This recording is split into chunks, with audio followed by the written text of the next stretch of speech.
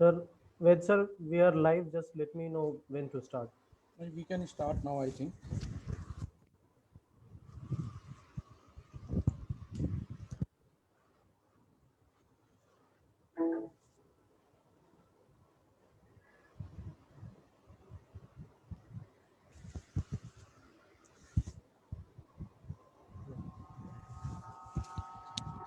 Ved sir, do I have your Yeah, permission to start? yeah. Please start. Start. Okay. Good evening, one and all. I, Deepak Mishra, welcome you all to iHera's live webinar program. Today's topic will be unexplained embryology, and we have three coordinators with us today: Dr. Rahul Sen, Dr. Sanket Dumal, and Dr. Akash Agrawal. It is my pleasure to introduce Dr. Rahul Sen.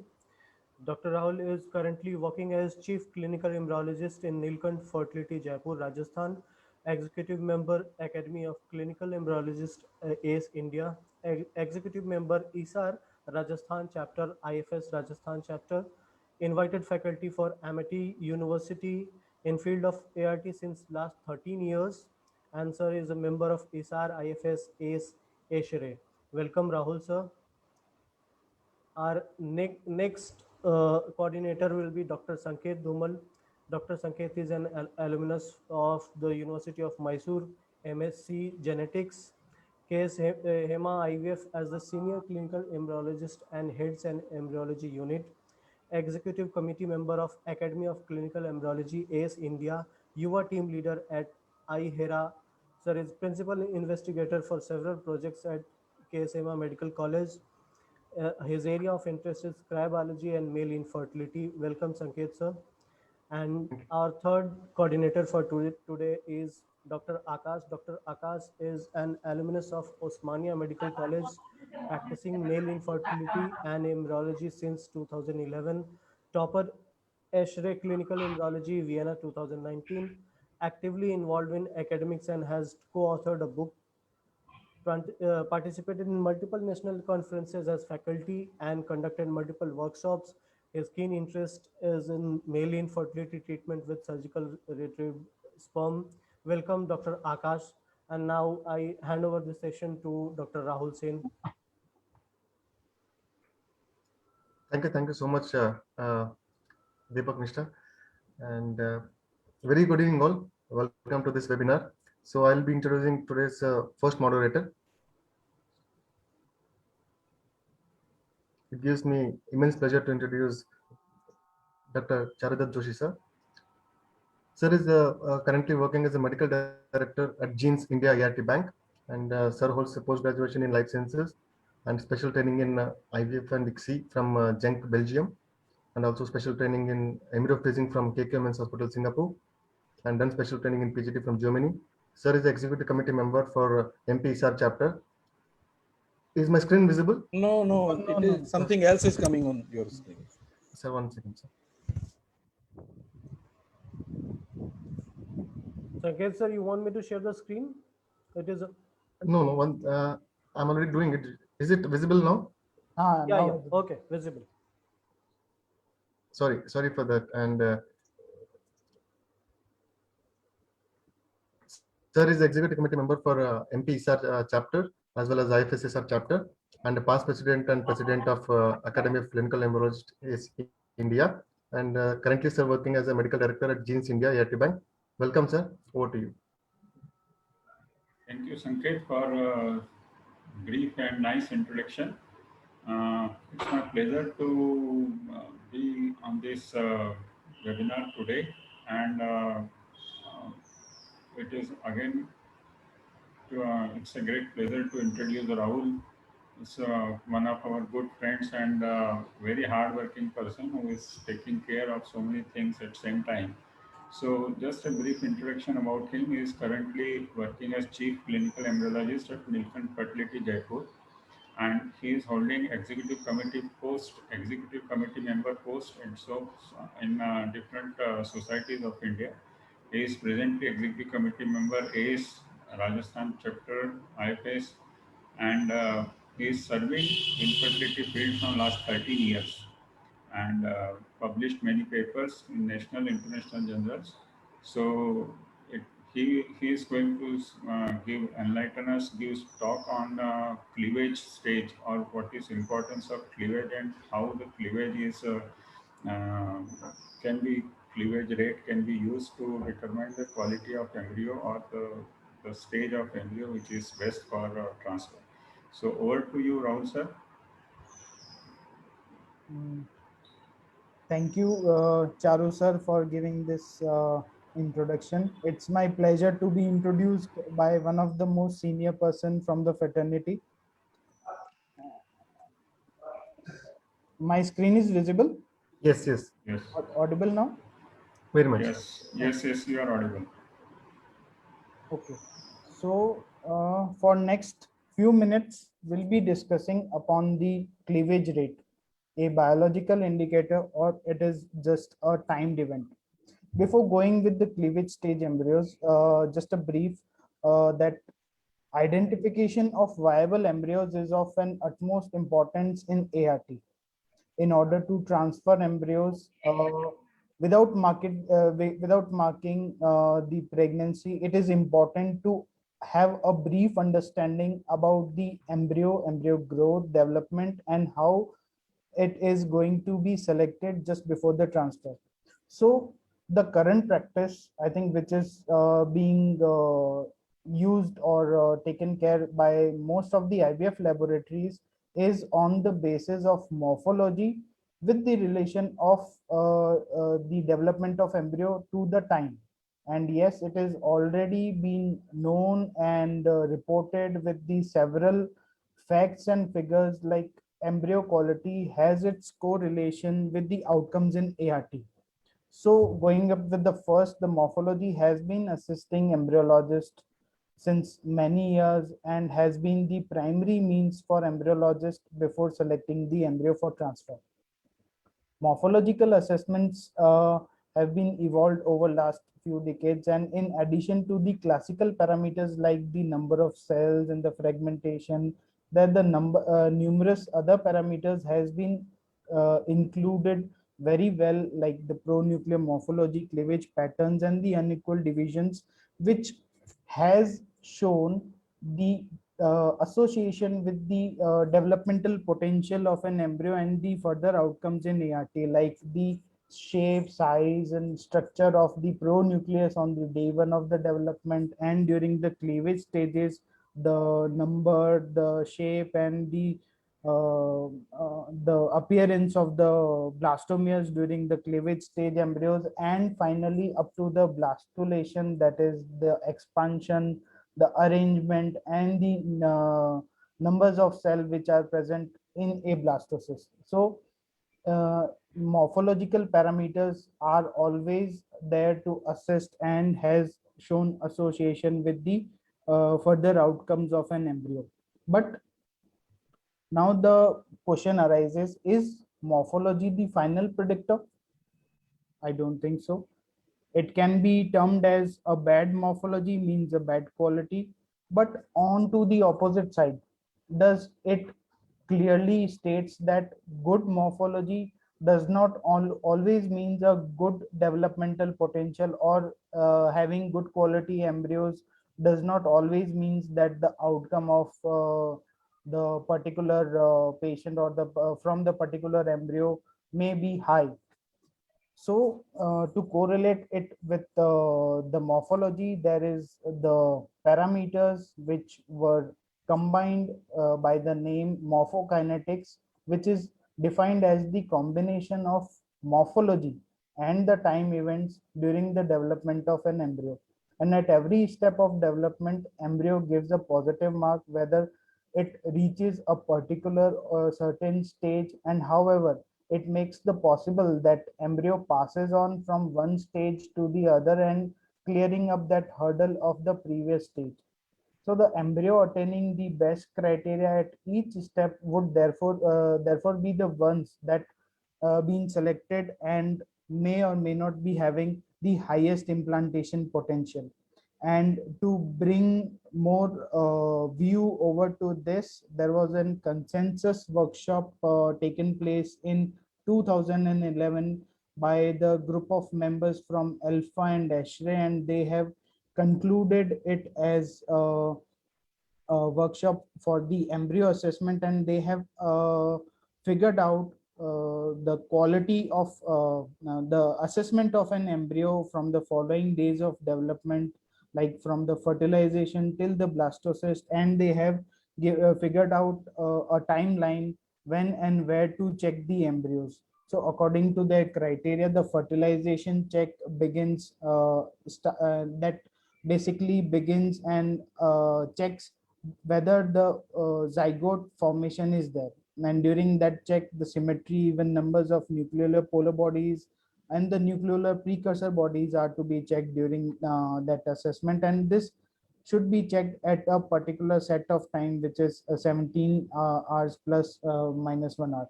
And the same thing was charted out with the cleavage stage embryos, the morula and the blastocyst stage, whether and where what particular set of condition to be checked and what to be analyzed.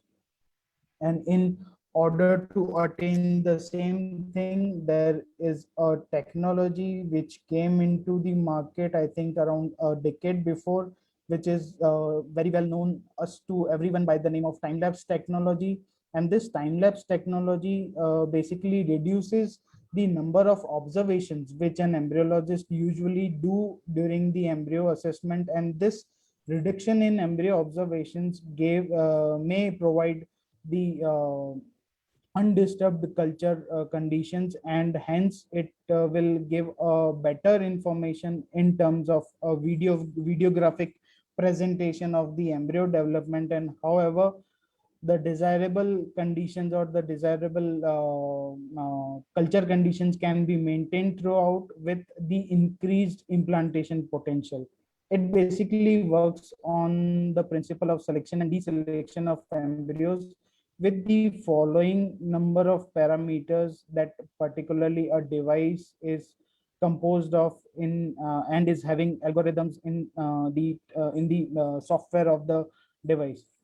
So this time lapse technology has been is been used since a decade, and very well conducted studies have indicated that it might not increase drastically in the outcome of an AR in the ART outcomes, but interestingly it has shown extra information which it can provide during the embryo selection.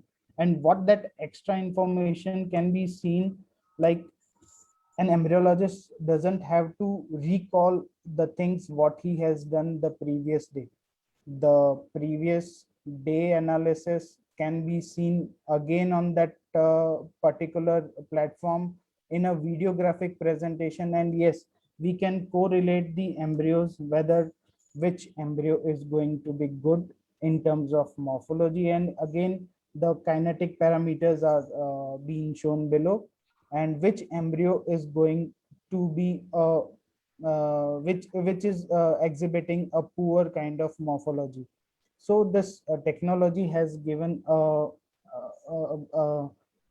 much more advanced way to select and deselect the embryos for just before the transfer.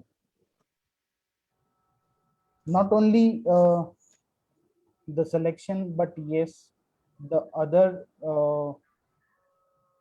behavior of embryos that are being seen during the division, that can also be noted very well and can be checked, or that can be taken into an account just before the transfer, like the direct cleavage, the reverse cleavage, uneven or unevenness in the blastomere division, or the fragmentation, that can be noted and very well checked before the selection. So during the course of development, the morphokinetics parameters, which were majorly studied and has found their relation during during the embryo development and even with the outcomes, like A study by Tesarik and Greco proposed that normal and abnormal morphology of pronucleus is related to the developmental fate of embryos. They retrospectively assess the number and distribution of nucleolar precursor bodies that led to the embryo development and has found the relation with the embryos which were having good quality and followed by the implantation. The another study which was done by Sakas and colleagues, therefore they used cleavage stage to the two cell stage at 25 hours just before 25 hours post insemination as a critical point for selecting embryos. And embryos have the many of the studies has also shown the fact that embryos having early cleavage allocated to the transfer on day 2 or day 3 have significantly higher implantation, pregnancy, and morphology. Another set of studies which was done in to take account for embryokinetic marker to take account of embryokinetic markers and the blastocyst development. Like many of the morphokinetic parameters have been associated with good quality embryos and the prediction of blastocyst formation.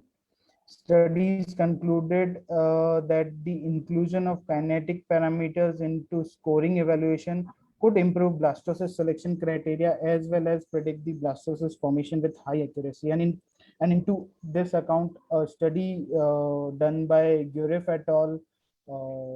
An Italian group of people, they reported the sequential growth of embryos individually cultured from day one to from day one till the blastulation, the pronuclear morphology on day one and the early cleavage cell number and the fragmentation on day two were evaluated for each and every embryo and found their correlation directly with the blastocyst development. And interestingly, early cleavage cell number were the most powerful parameters in their study to analyze the blastulation rate with the comparison of embryo kinetic markers. Other set of studies like done by Chatinkya et al. In they studied 17 different kinetic markers in around 3,354 embryos cultured till day 5. The parameters like division, divisional cleavage synchronicity between day 4 to cleavage synchronicity between 4 cell to 8 cell, and this again from 2 cell to 8 cell was found to be good indicators in determining the blastulation rate post development. And many other studies has concluded the same thing regarding relative timings, which were found to be the better indicators during the development. And the same to go on with the implantation potential. In addition to the blastocyst formation, there has also been correlation with the morphokinetic parameters with embryo implantation as an endpoint. Longer time taken during the pronucleus breakdown might be beneficial for the live birth. Azarello, Egyptian group of people, they claim that the timing of pronuclear fading was longer in live birth group as compared to the embryos which not resulted into any pregnancy. They have also found that pronuclear breakdown, if it is less than 20 hours, it might not turn into a good quality embryo or it might not produce a live birth. And into this prospects, a major study by Messager et al. Presented the division of means they have presented the first cleavage division, and this particular assessment gave the fact that the early cleavage gave the higher chances of embryos to implant as compared to the shorter group of early cleavage. The same the studies which were conducted with the ploidy status, and it is generally accepted that aneuploid embryos are less likely to implant or usually result in early pregnancy loss. Although traditional morphological evaluation has limited access identifying aneuploid embryos, several observational studies have been proposed as a predictive of aneuploidy with the diverging conclusion. The significance of both cleavage stage and blastocyst kinetics in predicting aneuploidy is still remains questionable, and long cohort studies are still required to properly determine and their designate the role of morphokinetic of embryokinetic parameters with the ploidy status of an embryo. So to conclude this presentation, the embryos with good morphology, timed development have higher chances of euploidy implantation and pregnancy rates. Time taken during the embryo development plays a key role in ruling out developmental anomalies. Therefore, the time-lapse system can help or can assist in this particular progression of selecting embryos, but unfortunately, all the morphokinetic parameters could not predict the outcomes of an embryo in ART. The transfer of single embryo is progressively becoming a reality, and IVF programs are now coming closer to the goal of reduction with multiple pregnancies.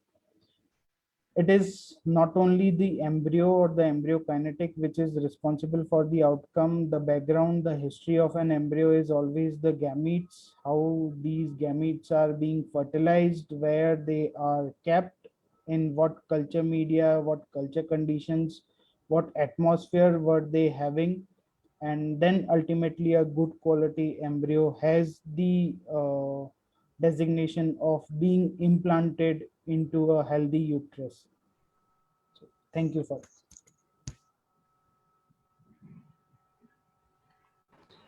Thank you, Rahul, for putting in, and enlighten us on the cleavage stage and its importance.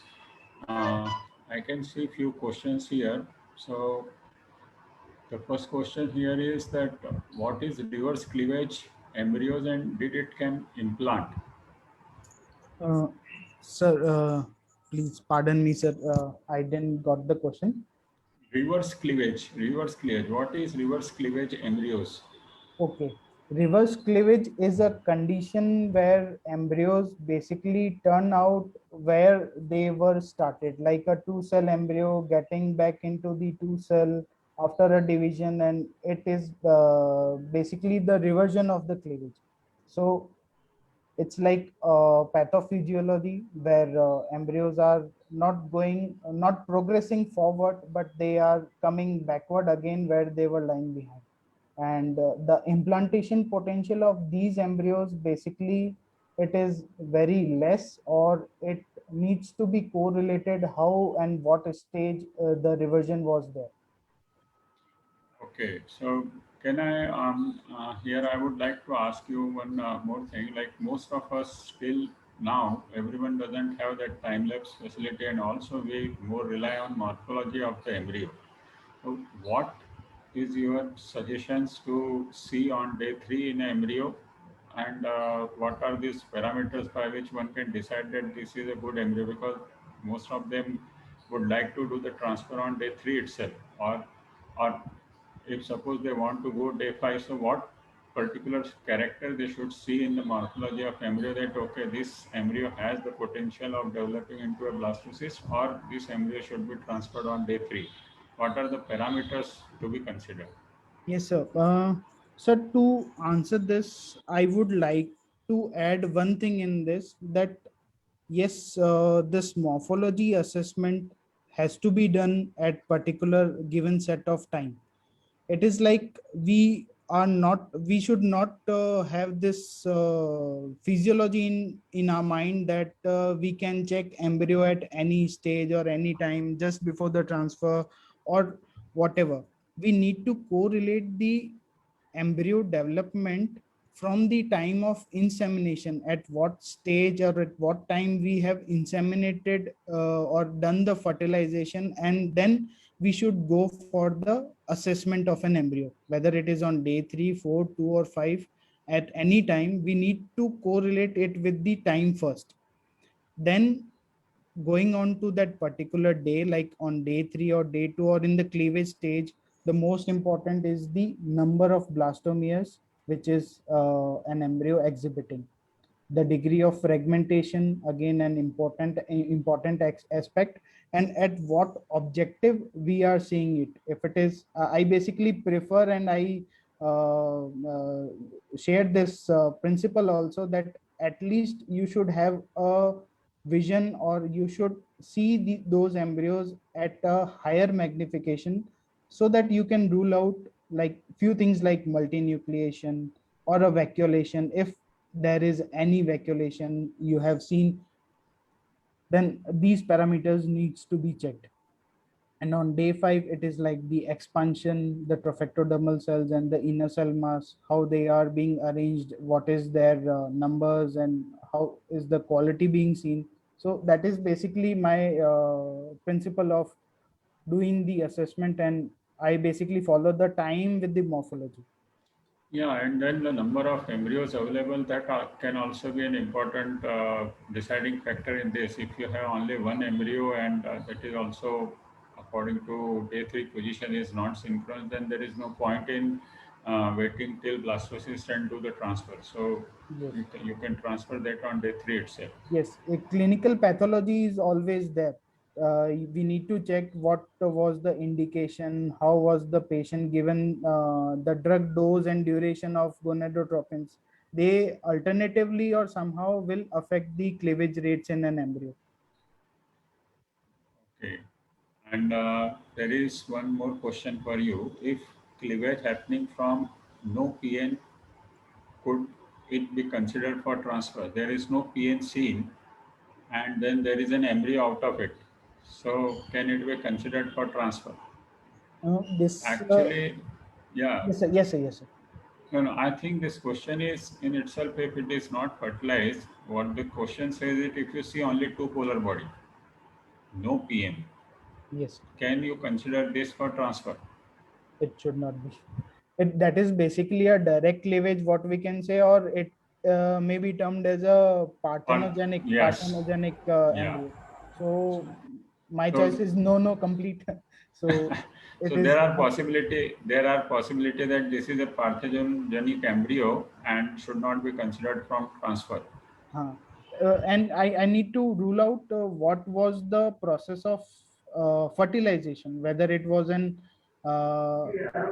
ICSI, or whether it was basically, I would like to term more in ICSI. Yeah, basically, there is a time difference. If you see when you do ICSI, there is within 12 to 14 hours of ICSI you can see the PN. But in case of IVF, the time may be 16 to 18 hours. Yes. So the time is very important when you are observing and by which process you have done the fertilization, this thing. But for this particular question, I think the best thing is that it should be considered if you have not seen PN only two polar bodies, so it may be a parthenogenic development. Dr. Okay. Shubhangi wants to answer this question live. Yes, Dr. Shubhangi, you can please answer this question.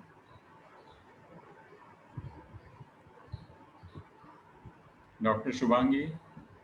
I think she's not there. Sorry for interruption, sir. I think we are running Okay, out okay, of so time. time. Yeah. Oh, sorry, sorry. So Yes, sir. I think this is an excellent presentation, Rahul. And Thank you. this is still a dilemma that whether to transfer on day 3 or everything should be cultured till blastocyst. There are many factors involved to get a successful blastocyst formed inside the lab. So it's a multifactorial task, but then it is the need of the day that transferring a single embryo and reducing the multiple pregnancies and all. So thank you, Rahul, for giving such a nice description of cleavage stage embryos. So over to Sanket sir for next Yes, slide. sir. Yeah, thank you so much, Charles sir, for moderating the session, and thank you, Rahul bhai, for that nutshell on the morphokinetics of the embryo during division. So, taking forward the session, I will be introducing the next moderator for the session. So,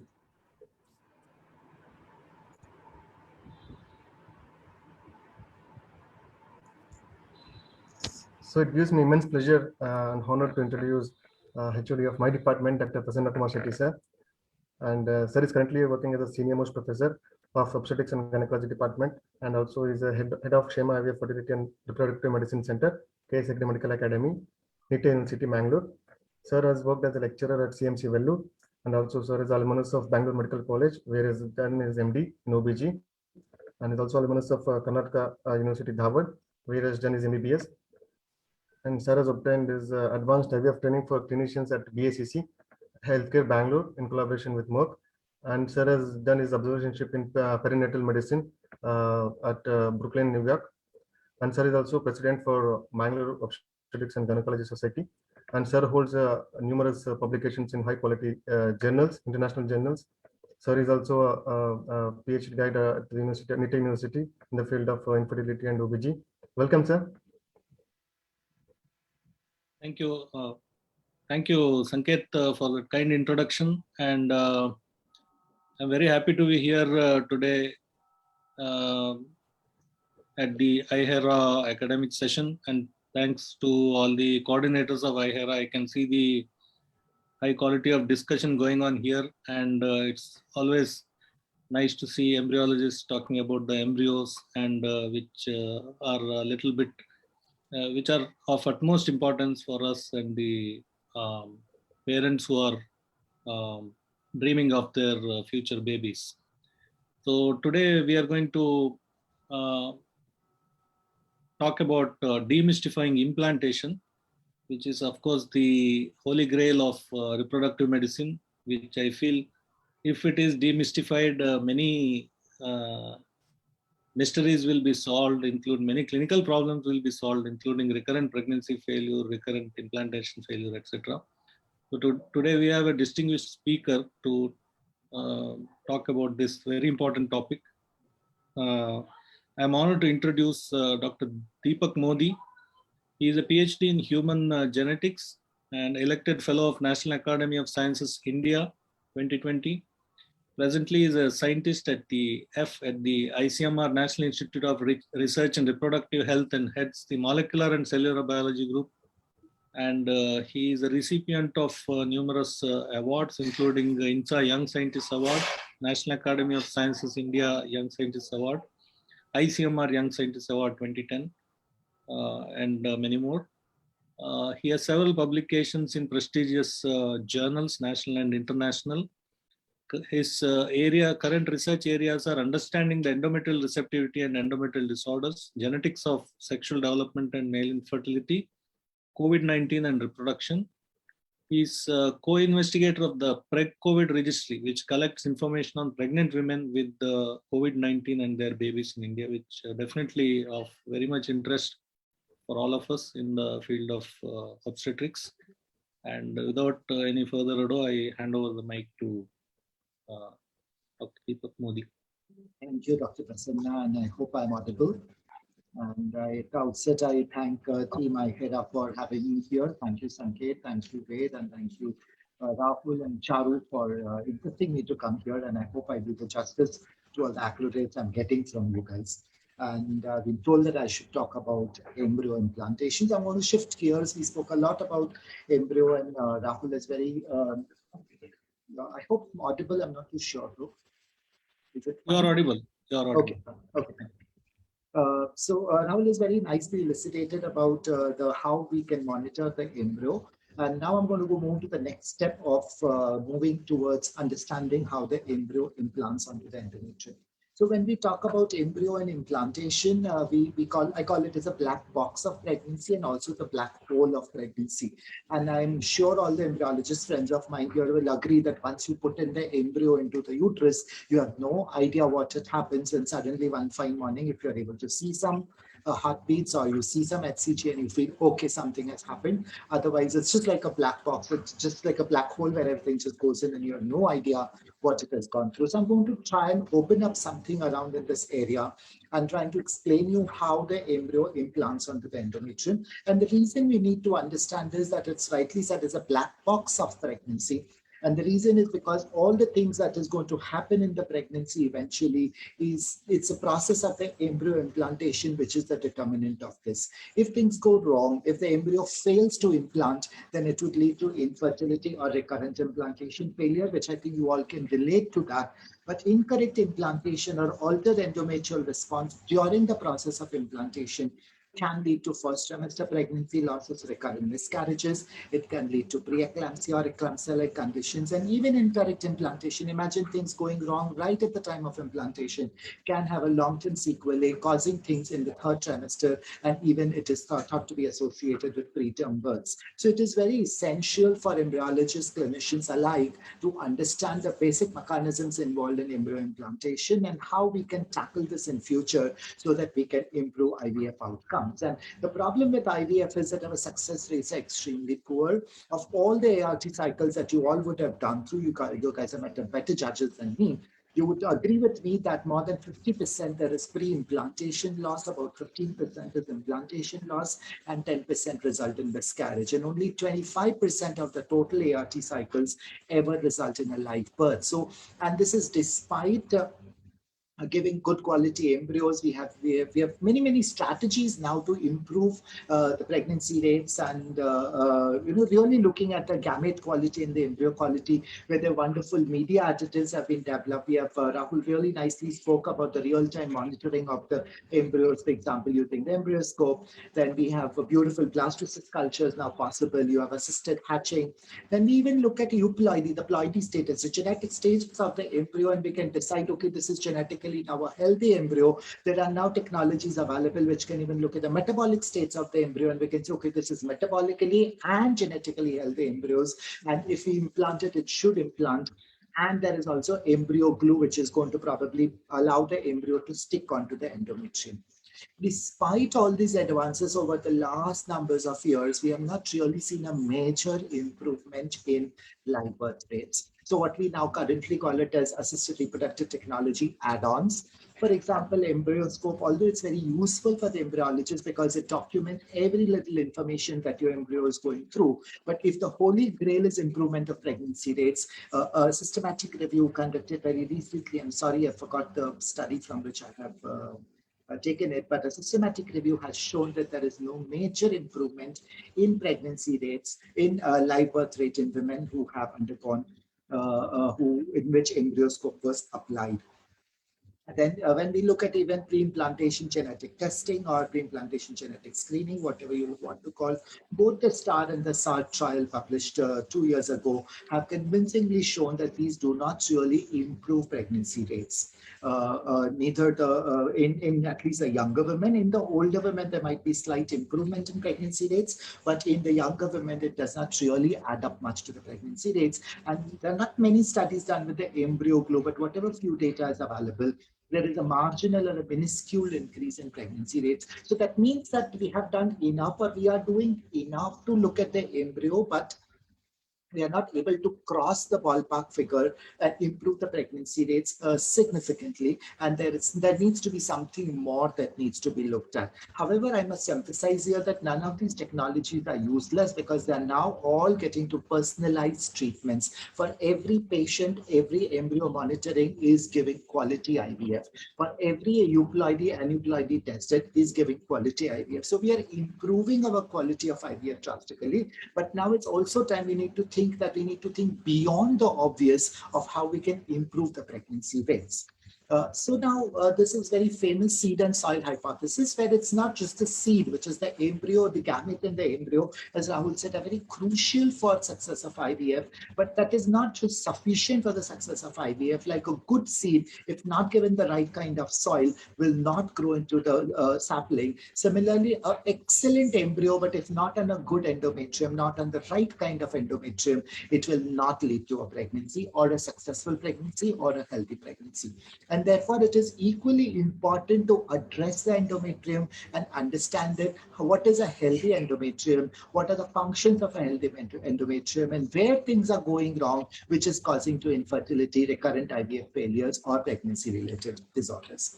So getting to the basics, this is the textbook knowledge. We know that endometrium is not receptive throughout the menstrual cycle. It is only during a narrow window of the luteal phase when the endometrium is receptive. So we know that this is occurring by the virtue of steroid hormones. The ovary produces estrogen and progesterone. And in response to estrogen, the endometrial cells undergo proliferation. And this is called as a proliferative phase, which is definitely not the receptive phase, the least receptive phase. And then once ovulation occurs and the corpus luteum is formed, that the progesterone is secreted by the ovary, and this progesterone now acts on the estrogen primed endometrium to lead into luteinization, or the luteal phase of the endometrium. And it is a narrow window during the luteal phase which is most receptive, which is now considered to be between 4 to 6 days of window, which is very crucial for implantation to occur. And it is only in this period that the embryos can implant. And this has led to the hypothesis that a receptive phase is necessary and sufficient for embryo implantation. So several years ago, my lab got interested in figuring out what causes this endometrium to be receptive. We took various approaches. I'm not going to discuss all those here, but we were looking at various genes. So because there are DNA contains RNA, DNA makes RNA, RNA makes proteins, and these are the proteins which are going to give a receptive and a non-receptive signature to the endometrium. So we're looking at various genes and protein, and here is one of my favorite protein called as HOX-A10. The brown staining here, this is the immunohistochemistry of a woman in the proliferative phase, luteal phase. This is from monkeys, which is in a proliferative phase, and given antiprogestin. So here we showed that from endometrial proliferative phase, you can see that in the luteal phase, there is a huge jump in expression of HOX-A10. And in the luteal phase, this is the window of receptivity, whether there is a peak level of HOX-A10. So we hypothesize that when HOX-A10 levels are high, there should be implantation occurring. And we then asked that what drives up this HOX-A10. So indeed, we found it was progesterone. So this experiments we did it in monkeys. We gave antiprogestin to the monkeys in very low dose, sufficient to block progesterone receptors only in the endometrium. And we could show that in absence of progesterone signaling, the levels of HOX-A10 go down significantly. And all these monkeys in whom this low dose antiprogestin was given and the levels of HOX-A10 fell, there was complete infertility. There was complete implantation failure. So we said that correct progesterone priming of the endometrium and the right activation of the right kind of genes is essential for endowing receptivity. And then eventually technologies came in from one gene and one protein. We had now ability to look at thousands of proteins at a go. There were people who were doing microarrays. Now currently people do NGS, RNA-seq.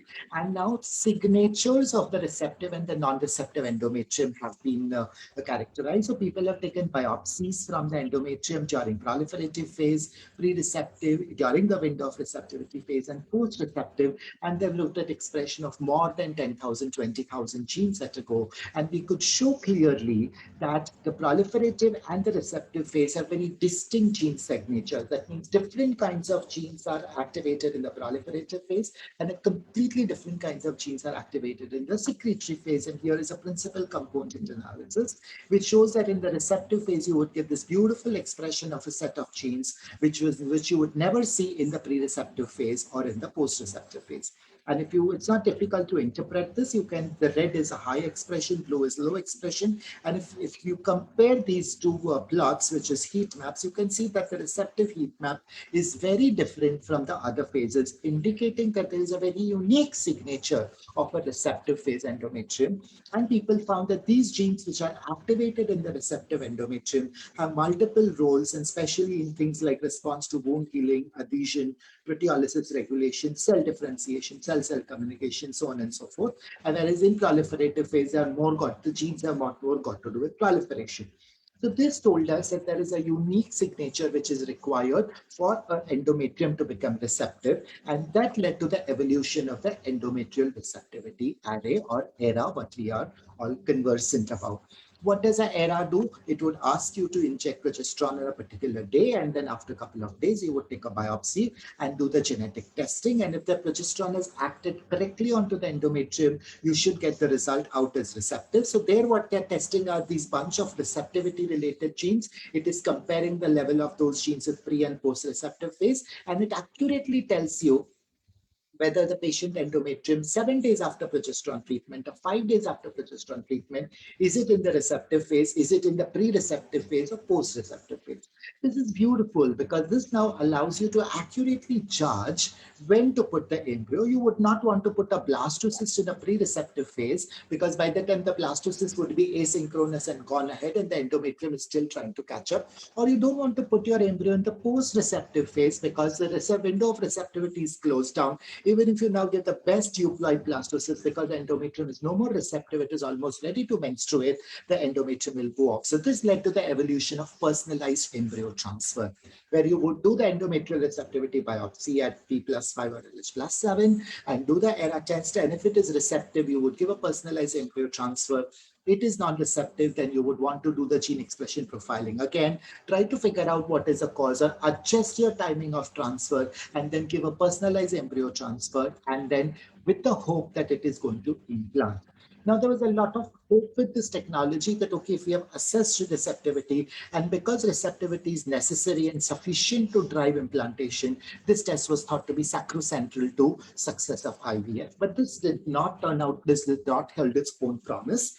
There are a lot of studies already done. I'm not going to quote all of them, but I like the study which is published by Simon's group in 2020 in RBM Online. Sorry for the spelling mistake, where they've shown that there are patients who have undergone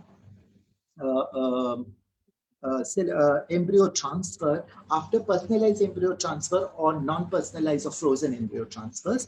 And with the personalized embryo transfers or frozen embryo transfers, here you can see that the pregnancy rates are almost comparable, 58 versus 49%. Neither the implantation rates improved nor the live birth rate improved.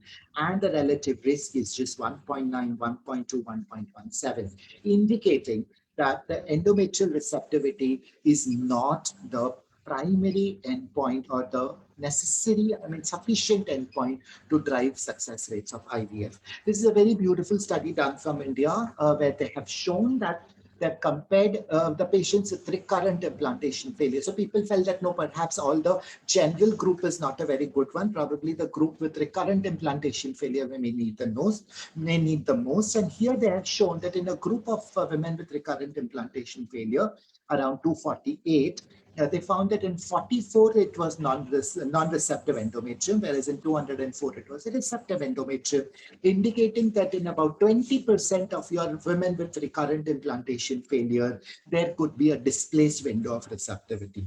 Having said that, these patients who underwent personalized embryo transfer did not really improve pregnancy rates under any circumstances. So this told us that endometrial receptivity is compromised in a subset of infertile patients, but it is not causing recurrent implantation failure. So if you were giving a personalized embryo transfer, technically speaking, you should have got the best pregnancy rates, but we have not got the pregnancy rates. So this has led us to the notion that there should be something beyond receptivity that is going wrong in a set of women, and that could be the reason of implantation failure. And now the search is on that what is it that's causing beyond receptivity? What is so essential to lead to a successful IVF? And this is something which my lab has been looking at for the last 10 years or even more, where we are trying to see that what beyond receptivity. So receptivity is necessary, but it is not sufficient for a successful pregnancy. What is that sufficient thing which is necessary for successful pregnancy? And we could show that in a receptive endometrium, embryonic signals induces further rounds of changes. I'm not going to discuss too many details. I showed you data of Hoxetin, which is high in the luteal phase, but in presence of an embryo, remember it's not an implanted embryo still, it is still a pre-implantation embryo. These studies were done in mouse and monkeys, and we could show very nicely that there is loss of Hoxetin from the epithelium, and there is gain of Hoxetin in the stroma. MUC1 is an anti-adhesive molecule whose expression is very high in the receptive phase, but only at the site of implantation where the embryo is trying to oppose, there is selective loss of MUC1. Alpha V integrin, which is one of the crucial integrins which is required to hold the embryo. And in the receptive phase, there is high amount of alpha V integrin, but all the integrin is on the downside of the cells. But when there is a presence of the embryo, the cell suddenly wakes up and all the integrin comes onto the cell surface and ready to take the embryo. So this told us that the embryo is sending signals onto the endometrium to have Next, modulation of receptivity, and these changes should be essential for a successful implantation. And we have done a lot of work over a period of time. I'm not going to go to much of the details there. And this is summarized in a very recent review. You should have a look at it. It is published in American Journal of Reproductive Immunology, where we can show that secretory signals from the endometrium, it could be microvesicles, it could be HCG, it could be IL-1 beta, which changes a lot of things. It causes immunomodulation in the endometrium. It transforms the stromal cells to residual cells. It changes things in the epithelial cells as well. And it also leads to vascularization. So embryo-driven signals further modulate the endometrium, allowing receptivity. So what are the steps now to implantation? What textbook teaches is that hormone-driven receptivity is necessary and sufficient to induce pregnancy, but that's not the case. Embryo-driven receptivity is then further modulated by the embryo, and hormone-driven receptivity is further modulated by the embryo, and this embryonic modulated receptivity allows embryo acquisition and implantation. And therefore, we have discovered two new steps in the process of embryo implantation. That is in a hormonally driven receptivity, embryonic modifications should aid in acquisition and implantation. But now would ask me that why nature has to do that? Why not is a receptive endometrium sufficient enough to drive implantation? And the answer to that is there is something called as embryo selection. So some studies have been done in our lab as well as elsewhere. If you now have an endometrium which is nice and receptive, and if you incubate it with culture media or embryos which are bad quality, then what happens is that such bad quality embryos drives in a lot of inflammation into the endometrium, and it leads to menstruation. Only when the embryo quality is good, which is morphologically good as of today is what by definition we call it, and there should be successful implantation, telling us that beyond receptivity, the endometrium also has a biosensor ability. It is able to sense what is the quality of the embryo, and it is going to then decide whether the embryo should implant or not. And there's this very beautiful study which was published in Science Reports in 2016, where they looked at women with recurrent implantation failure, and they found that the receptivity related genes were not altered in women with RIF, but genes associated with cell division, genes associated with cell morphogenesis and chromosome segregation are altered in endometria of women with recurrent implantation failure. So beyond receptivity, probably these genes are involved in selectivity of the endometrium, and once a selection activity is altered, it could lead to recurrent implantation failure. And let me quickly explain you in the next 2-3 slides what is the selector activity. So selector activity by definition is in a receptive endometrium, you would have a balance between the receptivity as well as the selectivity. Selectivity means it is the ability to sense the embryo quality, good or bad. So now in a normal circumstances, you would get a normal embryo which is on a receptive endometrium with a balanced selective activity, and it would go in implants leading to successful pregnancy. If there's an embryo which is morphologically bad or metabolic overdrive or genetically abnormal, the receptivity would be there, but the selector activity would be not allowing such an embryo to implant, and thereby terminating the receptivity, telling the embryo, hello, I cannot take you in because you are not fit to be eventually individual, and therefore I'm going to terminate my receptivity, and therefore it is going to lead to no miscarriage, and it is going to lead to a pregnancy failure.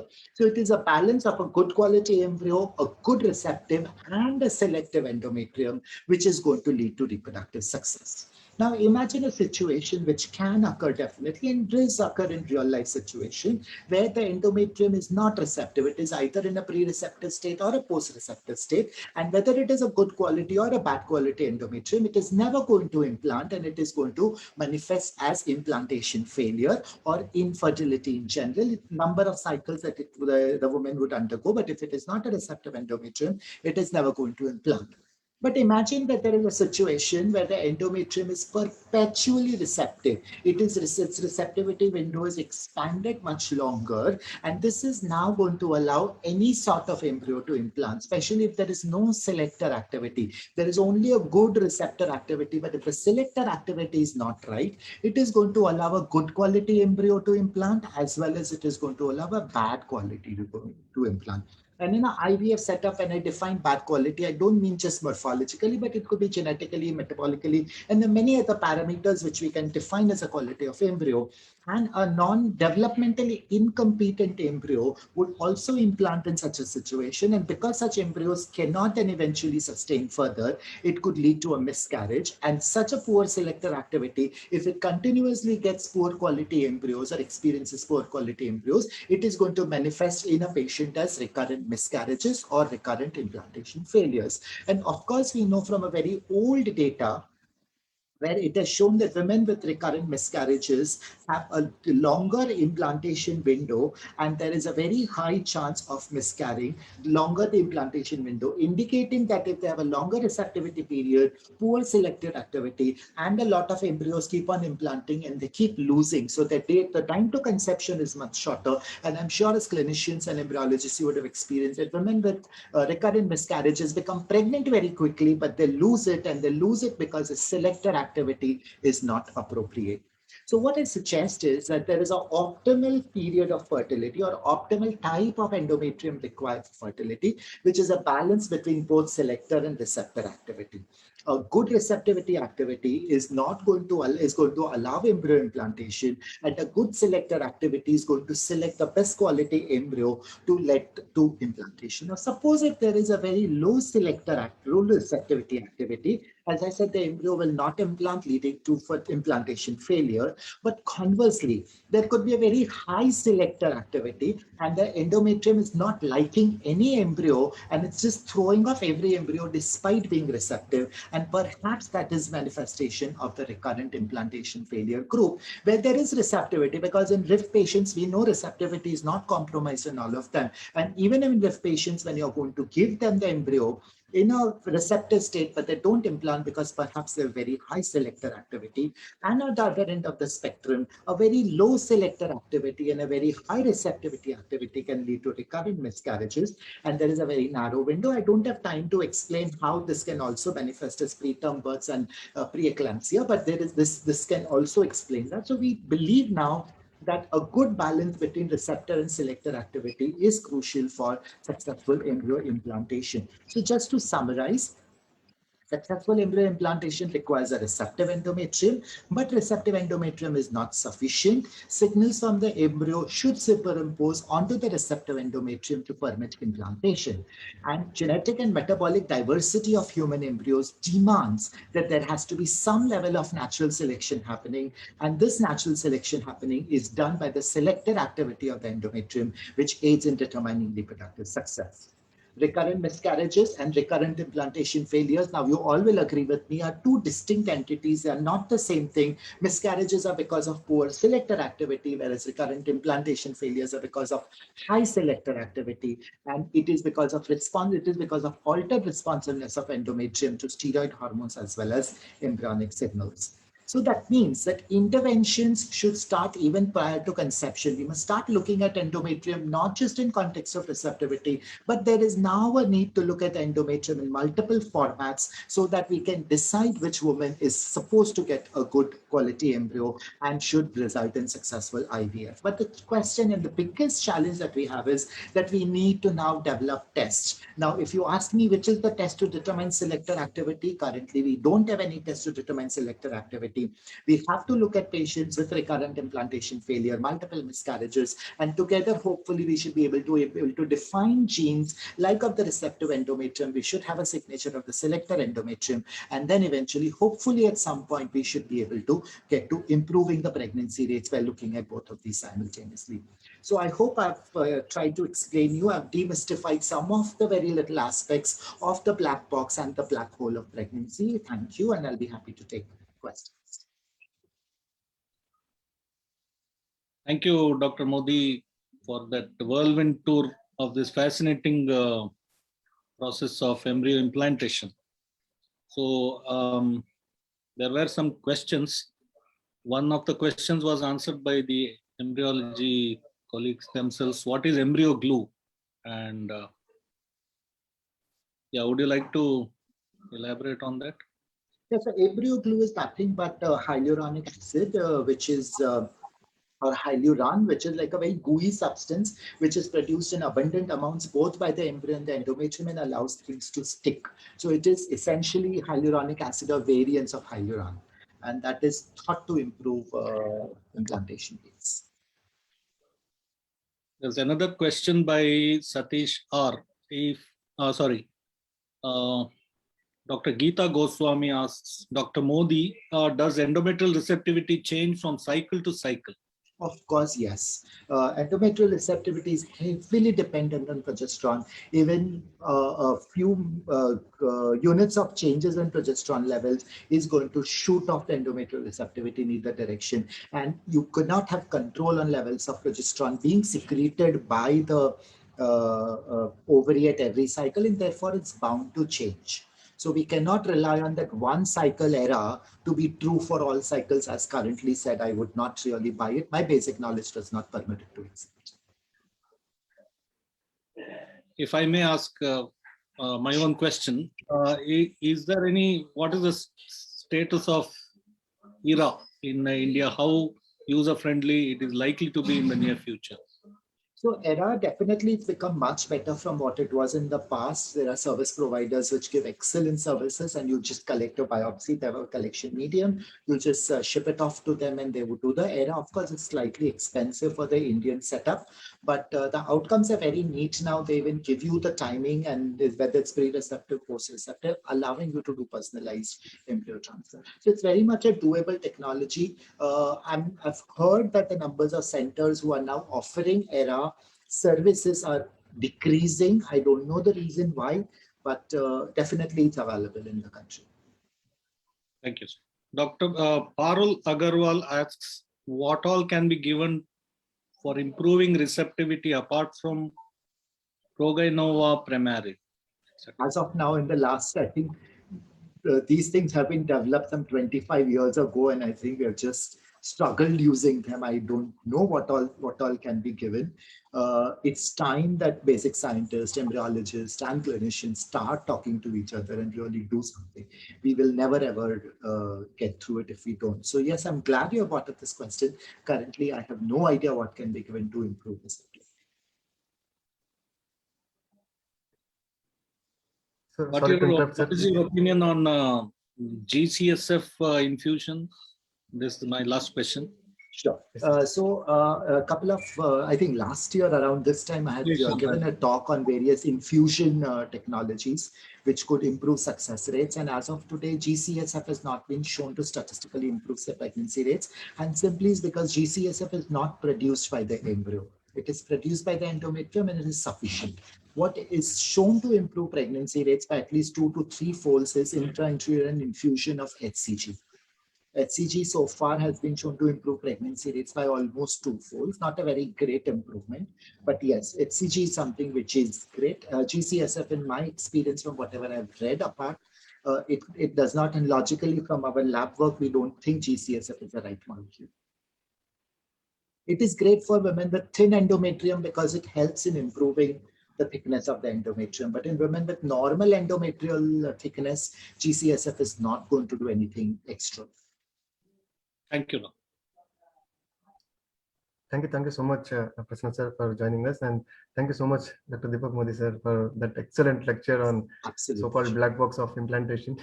And so, taking forward, I would like to ask Charadat Joshi sir to introduce the next moderators and the panelists.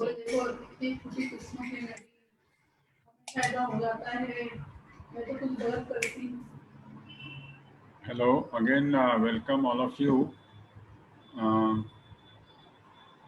It is again my pleasure to introduce my good friend and founder of iHera, Dr. Ved Prakash. He is trained in IVF and ICSI from Andrology and IVF Lab, KK Women's and Children Hospital, Singapore.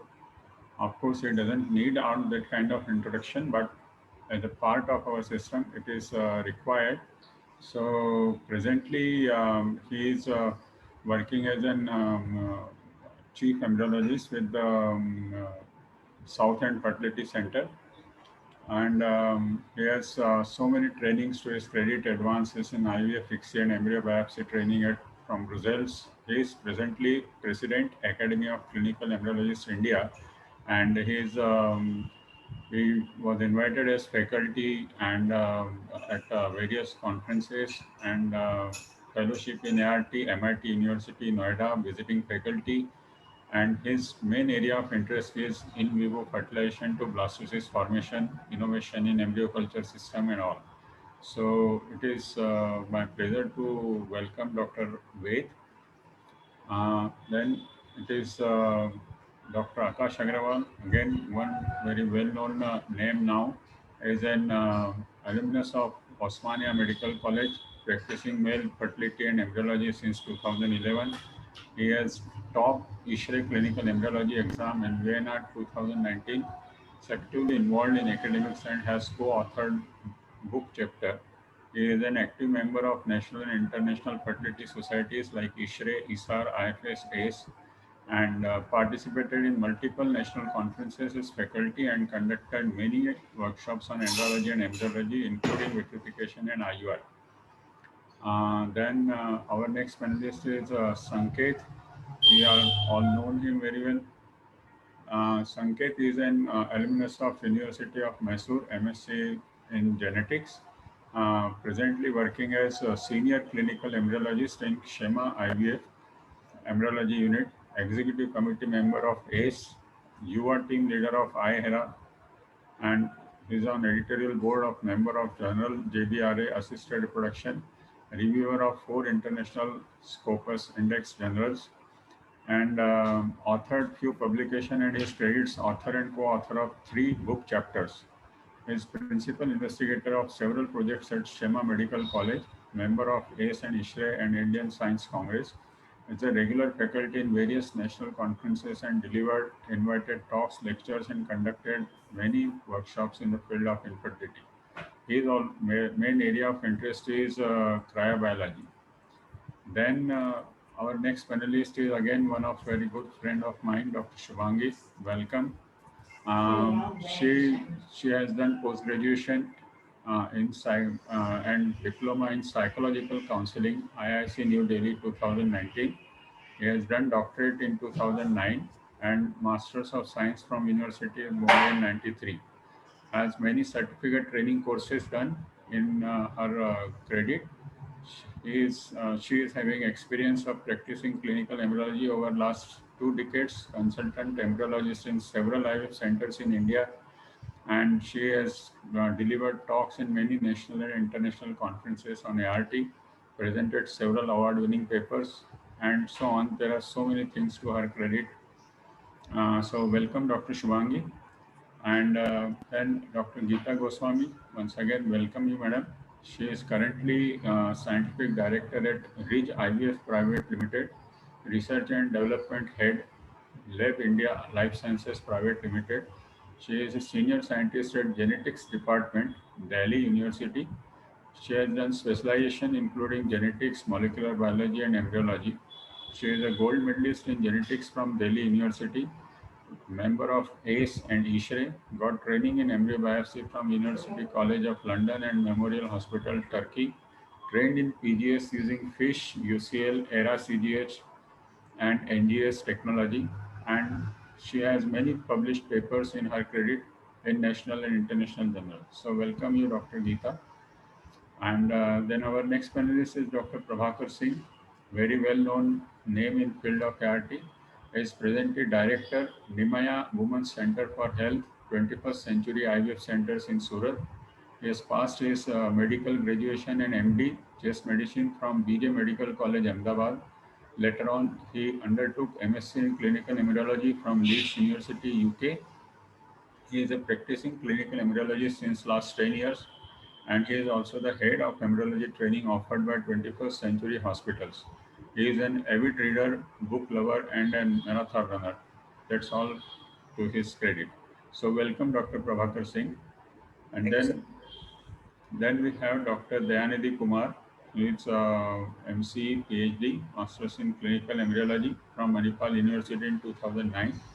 And then doctorate in clinical embryology from Manipal University in Kochi, advanced training in ART from Germany in 2008, Worked as a lecturer in Division of Clinical Embryology, Manipal University. He has been awarded many awards to his credit. Mirchi Tycoon Awards in Embryology by Radio Mirchi in 2019. He is a gold medalist in medical research. First prize under Young Talent Embryology Award by ISAR in 2011. Excellence in Clinical Embryology Award from MACE in 2017. Many publications to international journals, and his special interest is sperm DNA damage and early embryo development. Welcome, Doctor. Then again, it is my pleasure to introduce my good friend Dr. Atita. She is senior embryologist at Dr. L.H. Hiranandani Hospital, Mumbai. Consultant embryologist with more than 18 years of experience in field of human embryology. She is trained for ISAR embryology course, trainer for ISAR embryology course 18, 19, 20. Embryo blastocyst biopsy courses is completed with PGDs from Istanbul, Turkey in May 2018, and QA QC certification completed from Denmark in 2019, and she is ASRM certified embryologist, which is done in 2020. So welcome, Atita. Then we have our another panelist, Dr. Paresh, again very well known name in our field, is presently Chief Embryologist Center Head at Wings Group of Hospital, Ahmedabad, Gujarat, India, and other associated centers of Wings. Key area of interest is experts in embryo biopsy, blastocyst biopsy. He has done till now more than 4,500 embryo biopsied to his credit, oocyte and blastocyst vitrification, and in vitro maturation of oocytes. He is also one of the Yuva team leaders in IHERA, executive committee member of ACE, lifetime member of Indian Fertility Society, treasurer in Indian Fertility Society, Gujarat chapter, and so on. So he is a member of American Society of Reproductive Medicine, editorial board member in general of MSD publication, and he is serving as freelance embryologist in India and West Africa, trained many national and international embryologists. So welcome, Dr. Paresh. So it's over to you, sir, for Thank you. Thank you. forwarding the session. Thank you, Dr. Charu. Akash, can you share the slides, please?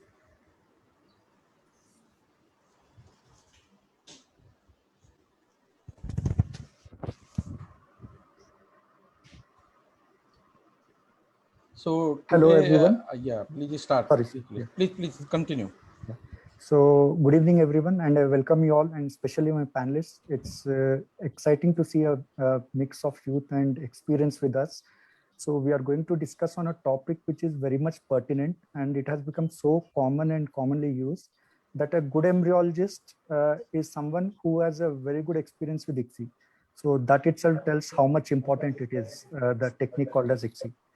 So there was a birth of Louis Braun in 1978, which changed the field of IVF, and there was a decade and a half which took for the ICSI to come in, which was an accidentally discovery by Dr. Palembro, and it has changed. It has been a life-changing thing for IVF. Okay, so from here onwards, everyone wants to do ICSI, and so it's a very robust technique, reliable technique. What are the parameters that we need to look into for such a complex technique? We'll be going through in an hour or so of it, and we'll be taking forward the session. The first question would be there. So if you can start with, sir. Yeah. So we will start with first question. So when we plan any case in IVF lab, we start to prepare one day prior the pickup. So I would like to ask to you that how do you prepare for posted cases?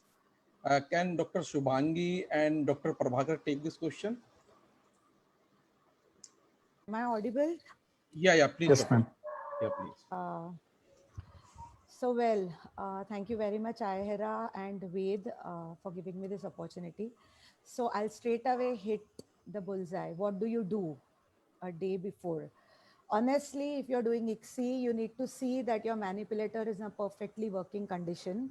You have to make sure that the injector, the position of the injector is aligned so that when you put the injecting pipette, that is the most important part of your manipulation, picking up the sperm, twitching the tail and injecting inside. So that particular portion of the right side of your manipulator has to be perfectly aligned.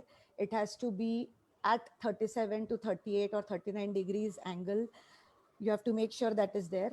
Then first most important is you have to make sure that if you're using oil syringes for injection, then the syringe is completely full with Sorry to oil. interrupt you, Dr. Shubhangi. Basically, we are trying to ask that how you will prepare some like one case is posted for you. This is technical thing. Of course, we will take it later also.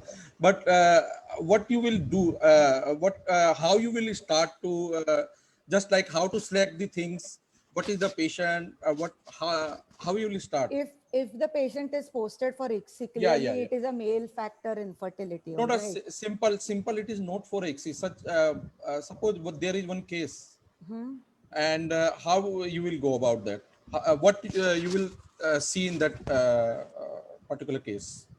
What do you will see everything first and Yeah, foremost yeah, is yeah. you will make That. the Yeah, dishes. yeah, You yeah, will yeah. make the That, dishes a day before. yeah. Dishes for egg scanning, then dishes for keeping the eggs after denudation, and dishes for the culture medium, which we call the culture dishes.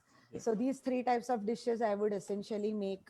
I would make sure that if it is ICSI, then you have a backup sample of frozen sperms, because as a routine, we all ICSI cases that are posted, we have a backup sample because we are not a very busy center. So we can afford to have frozen samples as backup so that we don't land ourselves in trouble on the day of ICSI. Of course, nowadays you can also have the option of freezing the oocytes, but still, if you want to do ICSI, we should make sure that you have a frozen sample ready. And you Uh, also keep some gamete handling media in the incubator at 37 degrees. I personally prefer Hippies media, so that will be tight kept and kept inside the incubator one day before. So you can keep it for 4 hours or 5 hours, but I have done a small project in my lab and I have seen that if you put it 4 or 5 hours, it really doesn't reach 37 degrees inside the tube. So I would prefer to keep a tube and all the medias a day before, at least overnight incubation. so, is there any checklist you would like to speak on for that? Dr. Prabhakar, can you please add? So you can add anything, sir? Yeah. Yeah, hi, Dr. Ved. Thank you Yeah, so yeah. much for having me. So generally, when we start doing, the problem with ICSI is that it's not a very standardized technical process, right? Everything we want to do in science has to be standardized. The techniques have to be standardized. The protocols have to be standardized. But the fact that we are discussing ICSI even after so many years of doing it, and almost every workshop or conference, we end up discussing the techniques of ICSI and the fine points, is that there is no standard playbook of what should be done and what should not be done.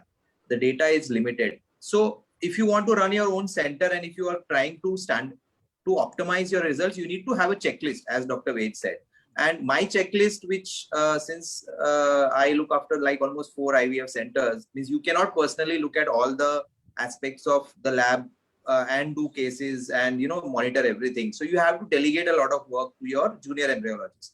So for them, it's best to have a checklist. So first thing that you look at is what is the time of the trigger that patient has been given? Has the consent has come in? Is the file ready? Has the patient has been asked to do NBM? If you're going to do ICSI, you might end up doing a TISA. Is the husband has been given instructions? Is the patient going to report at what time? Is the clinician informed? Is the anesthetist informed? Is the junior embryologist informed? Then you start looking at the checklist of whether you have enough media, whether you have PVP, whether you have Hyalase, whether you have oil, whether you have pipettes, ICSI pipettes, holding pipettes, and all the paraphernalia that you require when you're doing an ICSI. So you have to start looking at that. Then you have to check the expiry of the media, whether it is expired. Sometimes it happens that you don't realize that the media has expired and suddenly you have a case. Especially in centers where you don't do cases on a daily basis, it's very easy to miss out that batch expire ho gaya and something has gone wrong or something. So this is a standard checklist that we usually have, and the junior embryologist is kind of just checking it. All these things have been tested, checked, and now we are ready for the next day. So that is the standard. I think it's more of a clerical job rather than a very technical job. But in our labs and in the hospital, most of these things what Dr. Prabhakar said are designated to the nurses and the administrative staff. The embryologists don't really do these kind of things. Yeah. Especially the media, even if I would rather say that if you are not a very busy center and not doing ICSIs and you're going as a visiting embryologist, then definitely the media has to be a new media. So I mean, there's no question And the of it. second thing, I just wanted to jump in, because if you're going to do ICSI and maybe suppose I am going to do ICSI, then you just have to have a look at the micro manipulator. Just check the lamps. Yeah, that's what I thought. That of the lamps, whether the stage is getting heated. Because anyway, last minute there's hardly anything you can do. But maybe one day prior, you can just call in somebody. Or if you have another IVF center in your city, then you can get help from somebody. So these are small things that you just check. Yeah. Yes, sir, like rightly has been said by your two eminent panelists. So these are the basic things that we need to look into. So starting from the timing of the trigger, the oocyte yield, because the number of dishes that you are going to make is depend on the oocyte yield. Right. So this was what we were looking at. And one important thing probably would be the viral markers, and especially the COVID status in this current scenario. Yeah. We might have to store it separately altogether. Yes. And if at all PGT makes any difference and those things. Okay, sir. I think we'll move on to the next question, sir. Yeah, you can. So now second question is insemination technique selections.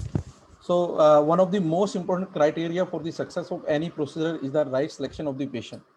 So this question to Dr. Geeta, what are the parameters you would look into before deciding what insemination technique is to be used for a particular patient? Dr. Geeta, and after that, Dr. Paresh can answer this. Yeah, thank you, Dr. Ved, for inviting me for this session. What I would see is, first of all, I look at the number of oocytes which are going to be there for the particular patient, and then mainly the male factor, the semen parameters. So if I have good number of oocytes, more than 8, 10 or so, and then I have a normal zoospermic sample which has good count, motility, and morphology.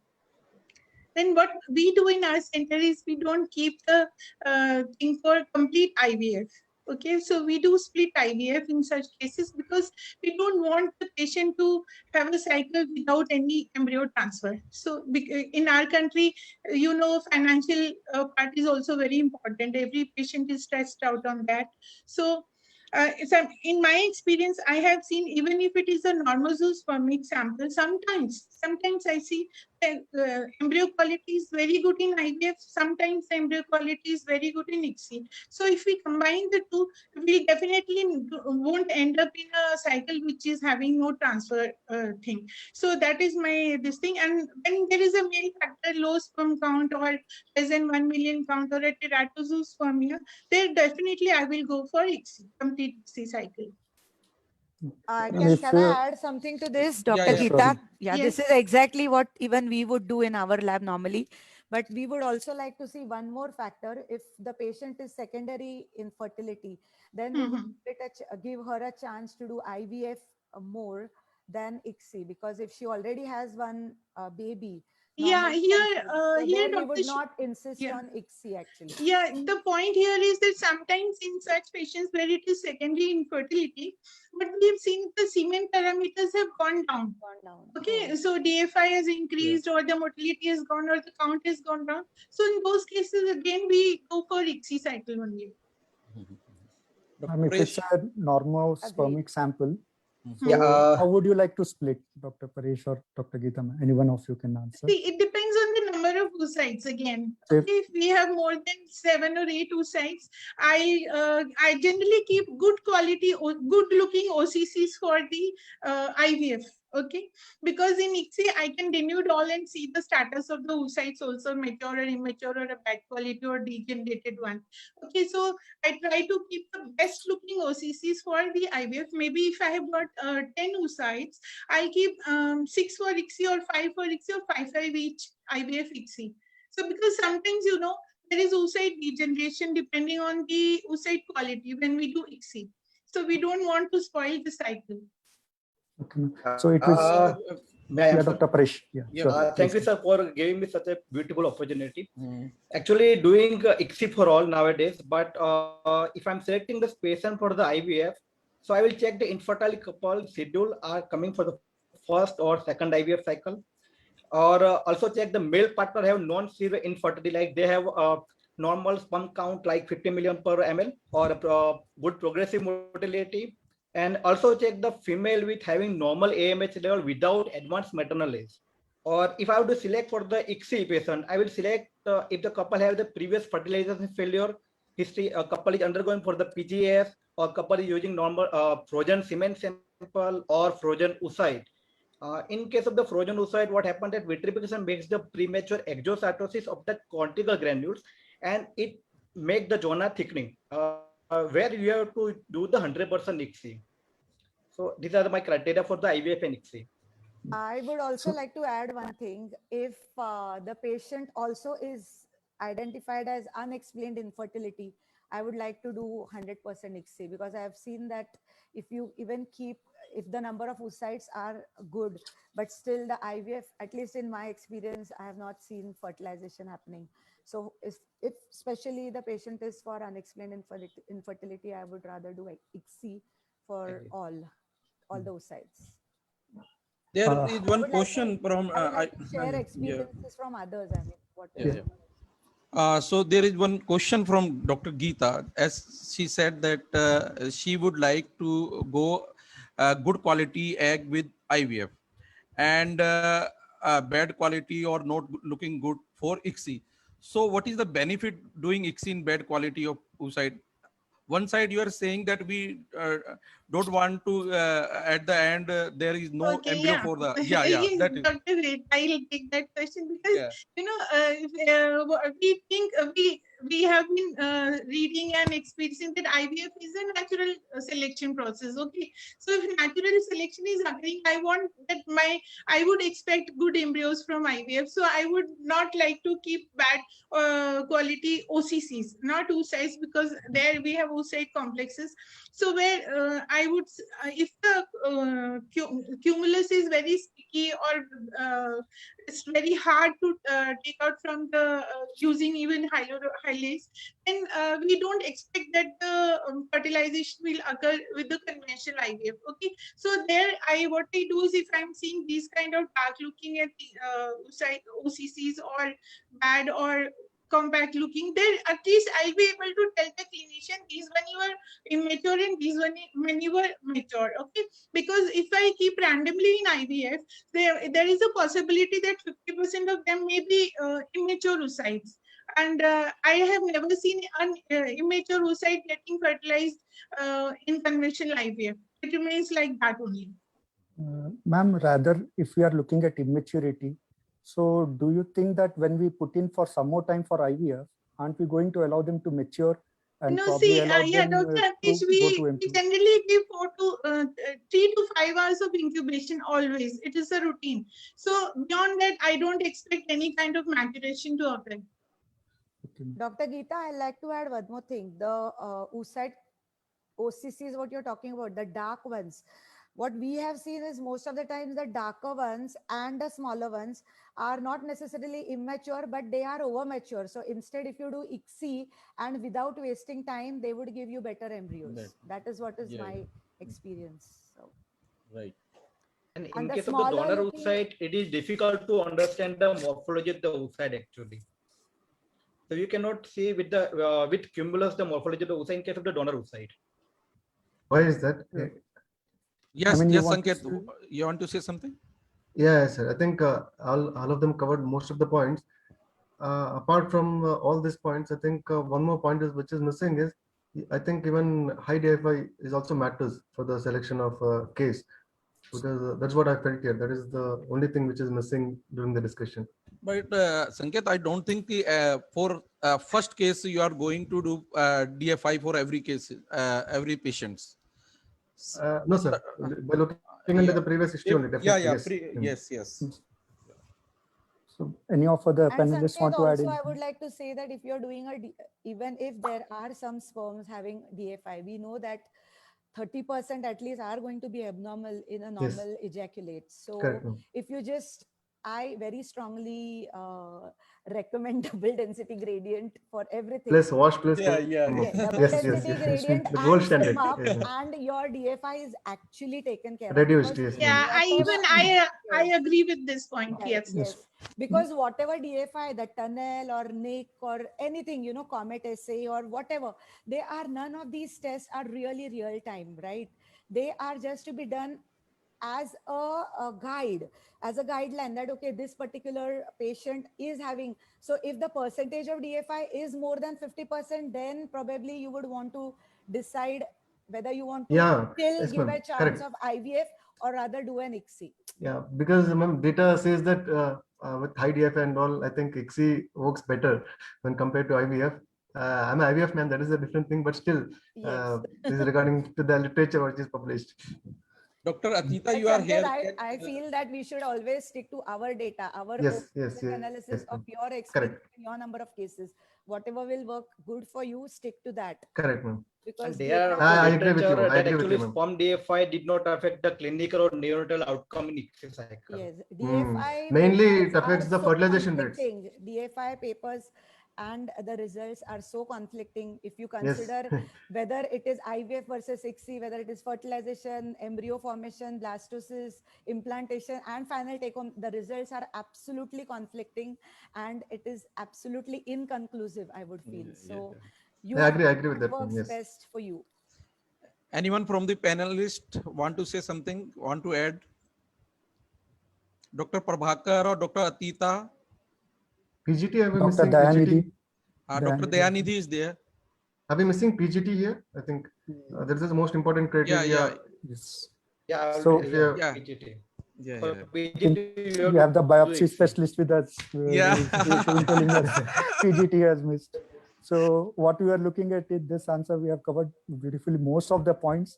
There are certain areas where it's mandatory, like it's a severe male factor, or especially, previous history is one thing which I would have liked to see. In patient selection, you see it's a total case of fertilization failure earlier. So the history would matter in this, and like rightly pointed out earlier, cryopreserved oocyte because of cortical granular exocytosis happening prematurely, and plus you would have denuded before freezing them. So obviously it has to be an ICSI only. And certain optional, like where in case of DFI, where you have a varied opinion for it. And next comes the PGT cycle and IVM.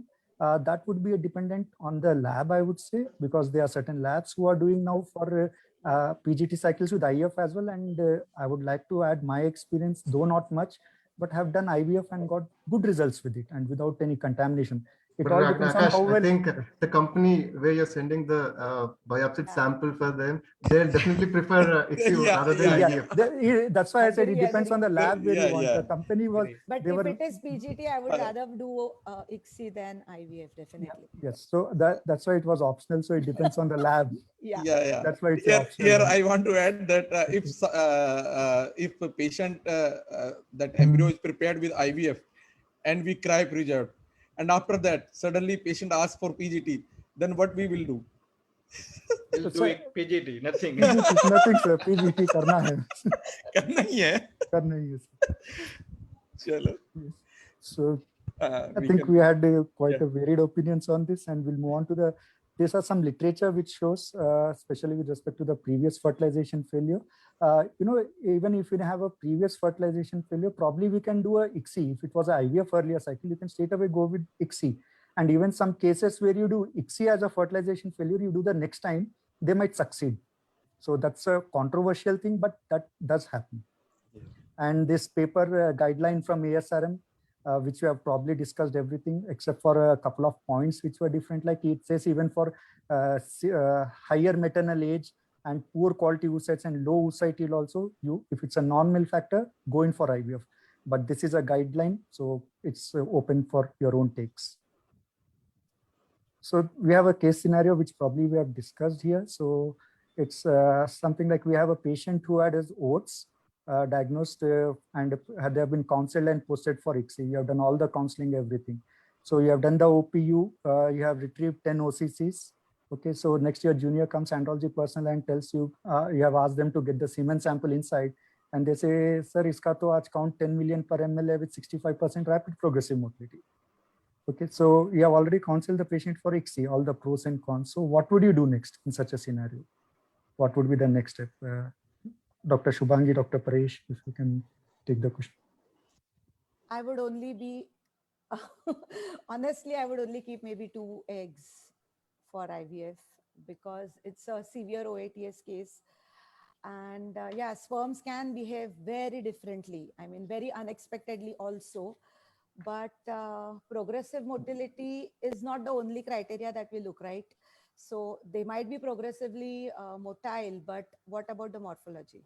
4% normal morphology. Morphology, okay, 4% normal. We can directly go for the ICSI actually. I disagree I with would- I would- Paresh bhai. I Paresh would bhai, do I think, eight eggs. I I would- have a different opinion. May I come in? I would- Yes, Dr. Sanket, please. I think yes, as this case scenario, I think we can have a split IVF for ICSI because not to giving a fair chance to the patient, not to risk with the fertilization or consequence of events. I think we can do a split ICSI. Yeah. Maybe 10, we can go with 5 with this and 5 with that. That's too That's adventurous. There is I would- 10 Usat No, Kibbles no. complex. No, There may but, be look, but, 7 or ma'am, 8 but embryos. looking at the count and the rapid progressive motility, I think it's both. I think it won't be an issue. I think, ma'am, going for IVF. Yeah, it But will. without denudation, Can how I- can you check the But maturity? we have to answer the clinicians.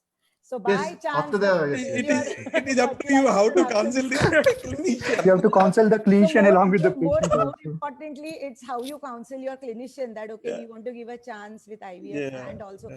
because they would just feel that why are you just wasting 5 oocytes on IVF? You know, we just want 80 to 90% fertilizations. So that I is a think- thing. Dr. Dayanidhi, are you there? Dr. Dayanidhi? I think he is not there. Dr. Atita, you want to say something? Yes, sir, definitely we'll go ahead with the ICSI. Okay, I don't want to take a chance on IVF. So 100% ICSI in this case because my clinician will kill me if I don't get anything. That's the thing. Dr. Atita and everyone, I would like to ask, we are keeping 5-5, right? So there's no chance of not getting anything. You're still anyways doing 5. No, If with we- the- But with so far, you know, if you No. want to give a good chance and if you want to go ahead with the blastocyst, so I'll go ahead with the ICSI separate side. No, with Not the at all, I lab- will take so- it. No, So with the we are lab saying which is that having IVF does KPIs not of form fertilization around blastocysts. 85 to 90, I think it won't be an issue if the lab KPIs are working fine with the fertilization and all, irrespective of the That's treatment. that's true. But so far, you know, if you don't want to take any chance, and we don't know how many JVs, how many M1s and everything will be there. Okay, so 10 OCC split, we don't know the scenario. So better we can go ahead with the we cannot go 100% Yes, rightly said IVF. IVF. So ICSI. Can- That's it. can- ICSI is the final answer. Can I think I? only Sanket can go for IVF. No, no. Can Yeah, Sanket is more into IVF, I guess. Yes, Can- definitely. can- Learn can from I- the- I think Charu Sanket, you're a Can- lucky guy. I- Maybe you have Yes. a very cooperative clinician. So I just Actually. Yes, I agree with that. No. I- The I decision want is to- taken by me.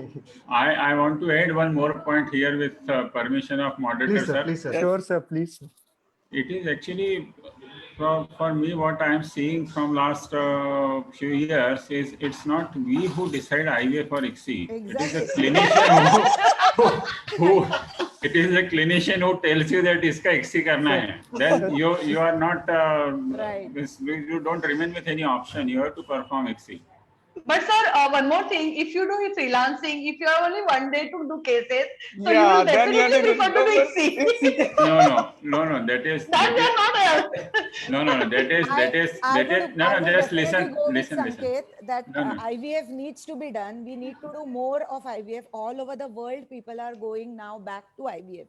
No, Definitely we do IVF, but Shubhangi, 100% just Shubhangi, I just want to highlight one point which Atita asked. See, yeah, why you consider means it's a trademark of all freelance embryologists isn't put that they are always in hurry and all. I never do hurry.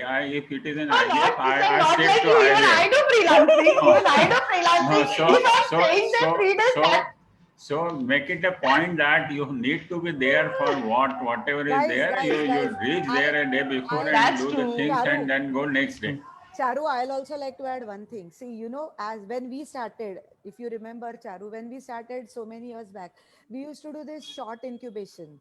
So Yes. even if you're freelancing, you can still do a short Yeah, incubation, definitely. increase the number of concentration of sperms, double it, keep it for 2 to 3 hours, just denude it partially and leave it. You will still get fertilizations with IVF if the Yes. sperm parameters are normal. So even if you're Right, a right. freelancer, you could still use this short incubation technique and do IVF and get embryos by natural selection. That is But what. there is one thing actually, Charu sir said that is very right. Okay, nowadays we are not deciding. Doctor only deciding everything. The Not clinician only always, Sadhika. deciding. I think no, not always. I think I'm At least privileged to 60 have to access. 70%, they are Yes, only deciding. yes, Definitely, we do yes, whichever we want. No, Arpita, yes. That's the here, thing. here, here, I want to clear again. It is your caliber. You should be in that position to influence the doctor that, sir, madam, this is not required. I guarantee you. Exactly. That should be your take on this. No, sir, I am telling you, fertilization will be there. No need to worry. So, Akesh, can you That's move true. further? Yes, sir. Yeah. So right now we have the panel saying that most of them would like to do ICSI and very few or one want to do all IVF and a couple of them want to do a split ICSI, and our aim was that it should be a split ICSI because the whole aim of this question is that we have seen the ASRM guidelines which say that do IVF wherever possible. So this samples allows for it. So still it's open for debate, the final correct answer. And the next question would be, is timing everything or nothing? You know, we speak so much about timings and everything. So Vitsa, if you can take the question. Yeah. So post OP, do you follow any SOP before denudation? Any timelines followed before denudation and ICSI? I think question is with Dr. Sanket and Dayanidhi. Sanket, can you please? Yeah, yes, Yeah. sir. Yes, definitely. There will be a period of incubation before denudation and doing ICSI, because there will be a lot of wasting train in the stimulated cycles with respect to nuclear maturity as well as cytoplasmic maturity. Cytoplasm. So because the nuclear maturity is very much evident with the expulsion of the first polar body, but with respect to the cytoplasmic maturity, we still don't know. So we need to give enough time for the cytoplasm to prepare the synthesis of whatever the necessary materials for the journey. So, and again, there is a difference of opinion here, whether you're going to incubate with the cumulus corona cells or you're going to incubate without corona, COCs, the corona cells. So that is another one thing. So definitely what I practice is I incubate with cumulus cells for, usually I do ICSI after 38 to 40th hour post HCG.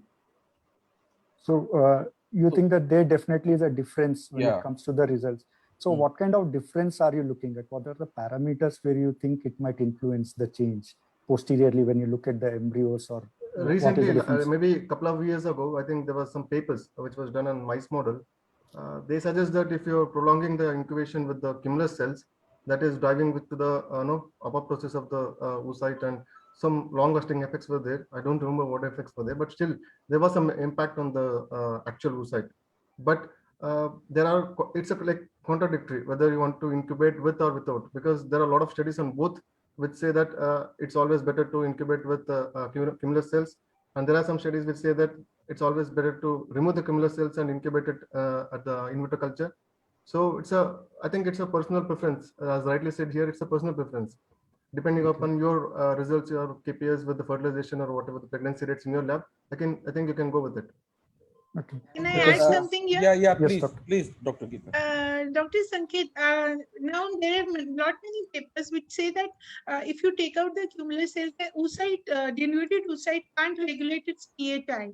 It's the cumulus cells which are, so if we keep it for long after Yes, ma'am. Yes. For there is as soon as you denudate, maybe what I feel is what I practice is within a half an hour or 1 hour, I'll just inject all the oocytes. So if you because it is very unstable, the oocyte that cannot regulate the internal pH of the oocyte, right? Because there is no supporting cells of a source of cells which are going to nourish So them. if we give a pre-incubation with along with the cumulus cells for 3 to 5 hours, that's what now the more and more literature is coming in. That leads to good fertilization and good embryo quality rates, and further culminates into good pregnancy rates.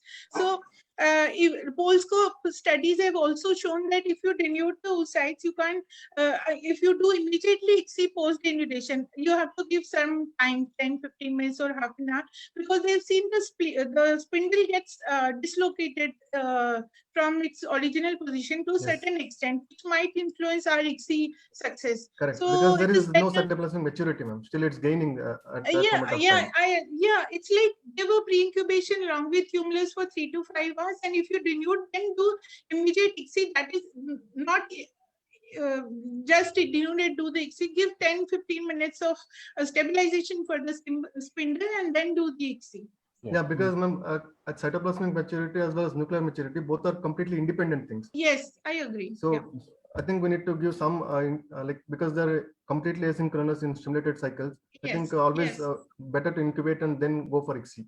Yes, right. Dr. Prabhakar, you want to add something? I think I agree with what the panelists are saying. I think there needs to be some time, but there's an important factor of the time of pickup. I mean, from Exactly, HCG. yeah. So some people have this protocol of doing pickups at around 34-35 hours.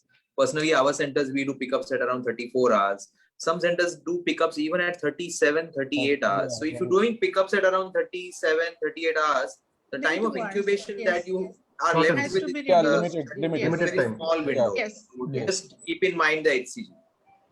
Yeah. Rightly said by Dr. Prabhakar. What's important is the time from HCG. And if you have a standardized in your lab from OPU to ICSI, you can do that. But what's more important is the time from HCG to ICSI, and minimize the time between denudation and ICSI. So when we are saying, are we comfortable with any upper limits you want to put? Say it's a very busy clinic, you might, or you are doing in a batch IVF kind of situation where you are doing multiple pickups, say 8 pickups, 10 pickups in a day. So is there any upper limit you would like to keep that there has to be a denudation and ICSI within this much time post pickup, or say in terms Upper of limit maybe 42, not more than that. 42? 41 also, I think is 41, I think. Not more than that. 40 is the hard limit. 40 is the answer. Yeah, Still, 40. still upper limit we can. No, but put the up upper one limit or is more 41 to based on 40 the Yeah, condition. that's Yes. Plus minus 1. Yeah, Then 40 I plus think if minus. things are totally out of control, then you can't see the time. You just have to do it. Yeah. Yes. Yes. You can't take a bathroom break before Yeah, yeah. Ideal is optimal will be like 37th to 39th hour of post Yeah, HCG. Yes. So what the usual tendency now is to do, most of the clinics, I would say not all, around 36 hours, give or take an hour. And so you keep for denudation time for around 2 hours. So that's what is roughly followed, I believe, Yes. before denuding, and do wait for some time, 15 minutes to 1 hour before you decide to go with the ICSI. And the literature is also saying so. And what they have seen is, it allows for more of M2 maturation. So that's what we are looking, some borderline M1s might be there. So that might increase the yield when we keep for a few hours. And even the fertilization rates might be there, but the implantation rates and pregnancy rates are definitely different. The fertilization rates might be normal in such cases. So that's what the take would be. And like Just you said, one point I wanted to just to cut you off, that many of our participants are like, just students who are just starting out ICSI, and there's like a huge bunch of people who are not very as expert well-versed as with ICSI. so many. So my point to them is that do the denudation and get the ICSI done, because you are going to take like 4 hours to do ICSI. Exactly. Right. So Based on the operator skills. it's not a very hard limit. The hard limit is 40 hours. So try to do everything under that. If you are doing in your early days of ICSI, better to start early. Yeah. You will do more damage by waiting rather than doing. That's a good point. Like you can start catching the sperm early. That could be one of the solution in a separate ICSI dish. Yeah. So Or even you take a minimum number of egg in a dish when you are doing ICSI. In starting, now less number of eggs within a single dish. Right. So there's this one very beautiful paper where ICSI procedures from past to future. It covers quite a few aspects what we are dealing with in the panel, and what, like Dr. Prabhakar had also said, which many of the juniors, they'll have so many questions. So one paper says one thing, 37 hours per karo, another one says do it 39, 40. So this clears to a good extent all these doubts. So we'll move to the next question. Yes. So we have done with the pre-thing, what has to be done, everything, and we have denuded the oocytes, and almost we are near there. So we need to have a check at the instruments as well. So what would be the instruments pre-check would be done, and when it would be done? Dr. Atita, if you can take the question. Yeah, please. The thing is that before you starting your ICSI, okay, when you do denuding, prior that only you have to check your instruments, Right. okay, whether everything is working well or not. Okay, so not like that. Whenever you start ICSI and that time you come to know, oh, that oil is not there, or something is going wrong, air, it's going air, and the sperm is not catching well. So prior that, everything should be settled down. You just manage with your ICSI machine, microbladator, and then you start denudation. So in my case, I do that. Okay, whenever I entered, my case has been done. So prior doing denudation, I always check my ICSI machine. Okay, because so many times is happening like that. Someone is doing, and that time they are just facing troubleshooting. Okay, we have to do troubleshooting that time. So better you just go ahead with it. At that time, you have to check whether oil is sufficient or not. Okay, your micromanipulator is working well or not. Basically, light and heating stage. Okay, that everything has to be worked properly, and then you can go ahead. Say your heating stage has not working suddenly because of an error. Yeah. You have already denuded the oocytes. Like you rightly said, it has to be done before denudation. Check. Yes. But now it has gone bad. It was working fine. So what do you do? Any solutions for this? You and other panelists can also chip in after you, please. A tricky question. So you have denuded the oocytes, right? You have checked and it has gone down now. So what do you do now? Definitely troubleshooting has to be there, and whichever thing is happening. Okay. Akash, Yes. if Yes, your Dr. Sharma. warming stage is not working at the time of ICSI, you can't do anything about it because there is Yes. some issue with the Right. machine. So Right. what I would safely do is go take your HIPPIS medium, do ICSI in HIPPIS medium. It is such a tolerant medium that very peacefully, quietly, without any stress, do ICSI in your HIPPIS medium and keep the eggs. Try to do it as As quick minimum possible. number. As many minimum number. minimum number. Sperms are more tolerant, so I would rather than taking more eggs or less eggs, I would first catch the try sperm. and twitch the tails and keep all the sperms ready. Ready. So that once your sperms are ready, quickly pick up a sperm, Right. inject and finish off. So if Right. you're doing it in HIPPIS medium under oil, which is at 37 degrees, you are good to go. You don't have to worry. Yes. Everything will fall. Yes. Yes. So that was the take-home point. Like you can always catch all the sperms first. Yes. First, And yes. you can go ahead with something like you can make a couple of dishes rather than Yes. rather Yeah. than making 5 oocytes in one dish. You can take 2 at a time. It will increase your workload, but at the Minimum same time, it will guarantee the oocytes. safety. Yes. Safety. Yeah, You have to this take is what care of the oocytes essentially because they are extremely sensitive to temperature and pH changes. Yes. So if your oocytes are taken care of, you don't have to really Right. worry about ICSI. Right. and Sperms are quite sturdy, you know. Yes, Charu. sir.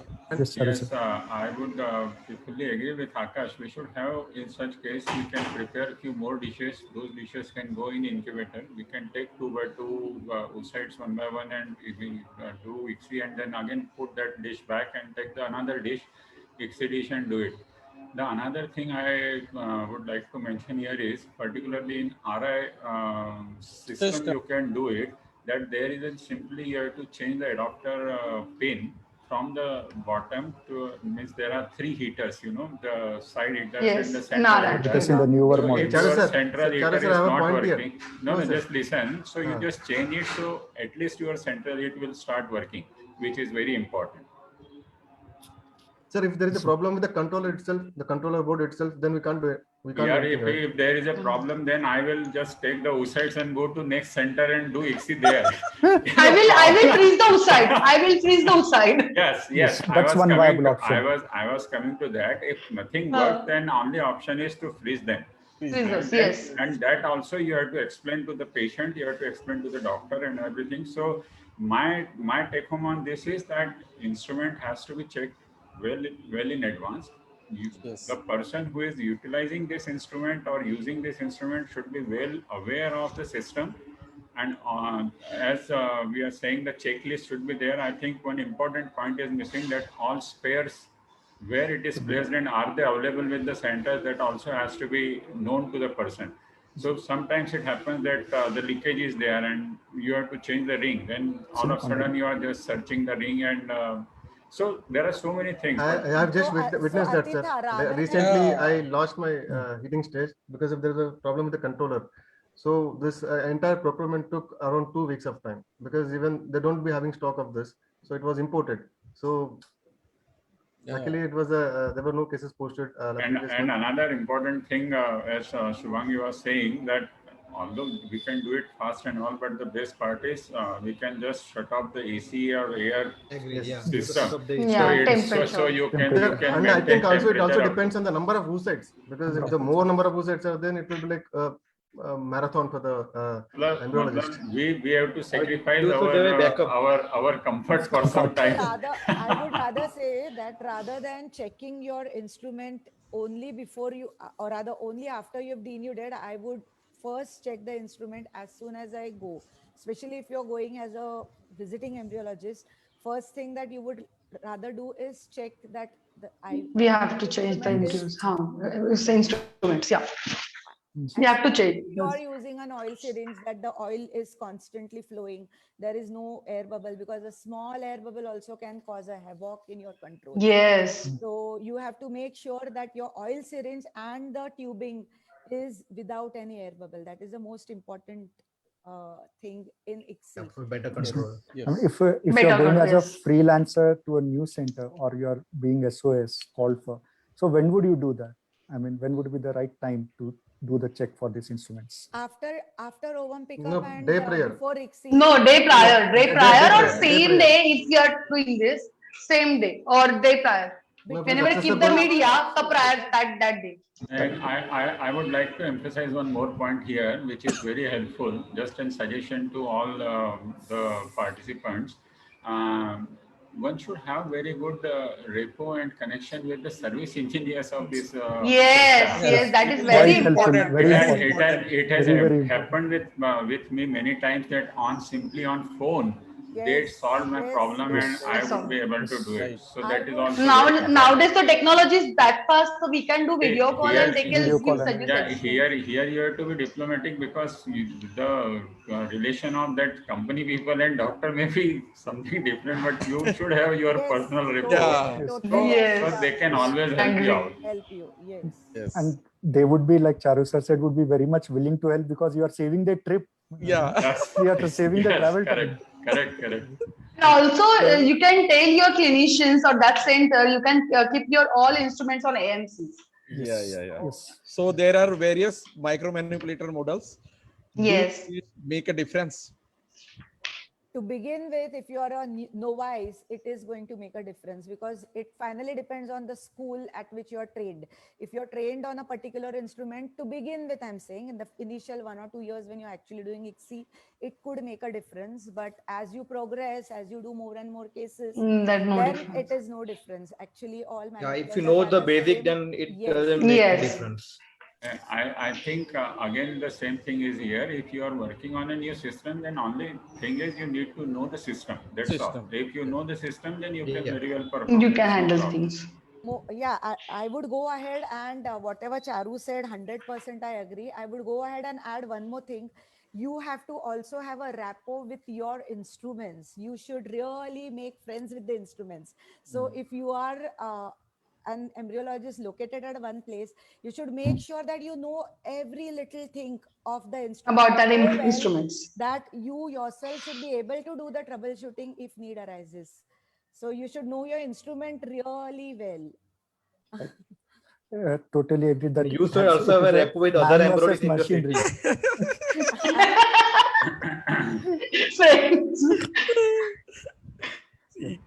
So on a lighter note, you should definitely have, on a serious note as well, you should definitely have a very good relationships with everyone. The company people, other embryologists, staff members, and it does make a difference. Yes. There's no question of And does with it your work. instruments. Yes, and with your instruments. And I was saying this about this the neighbor center. That is also very important because you don't know if suppose something goes really drastically Yes, wrong. yes. The first What one, you are going to do? cannot You have knock. to go there and do your case. Yeah, Akash, I can tell you one thing. When I used to travel as a freelancer, I have actually done this. We have got a injector from another center and done ICSI because ICSI. the injector of a particular manipulator in a particular center just didn't work. The Hamilton syringe broke and we had to get a new injector from another. So, but the thing is you had to wait, but finally the ICSIs could be done. So Yeah, but the It's, important part here is that doctor knows that Shubhang is going to handle it. So he is very much sure that okay, it is safe. Then only he will agree to give. Otherwise, they will straightway refuse.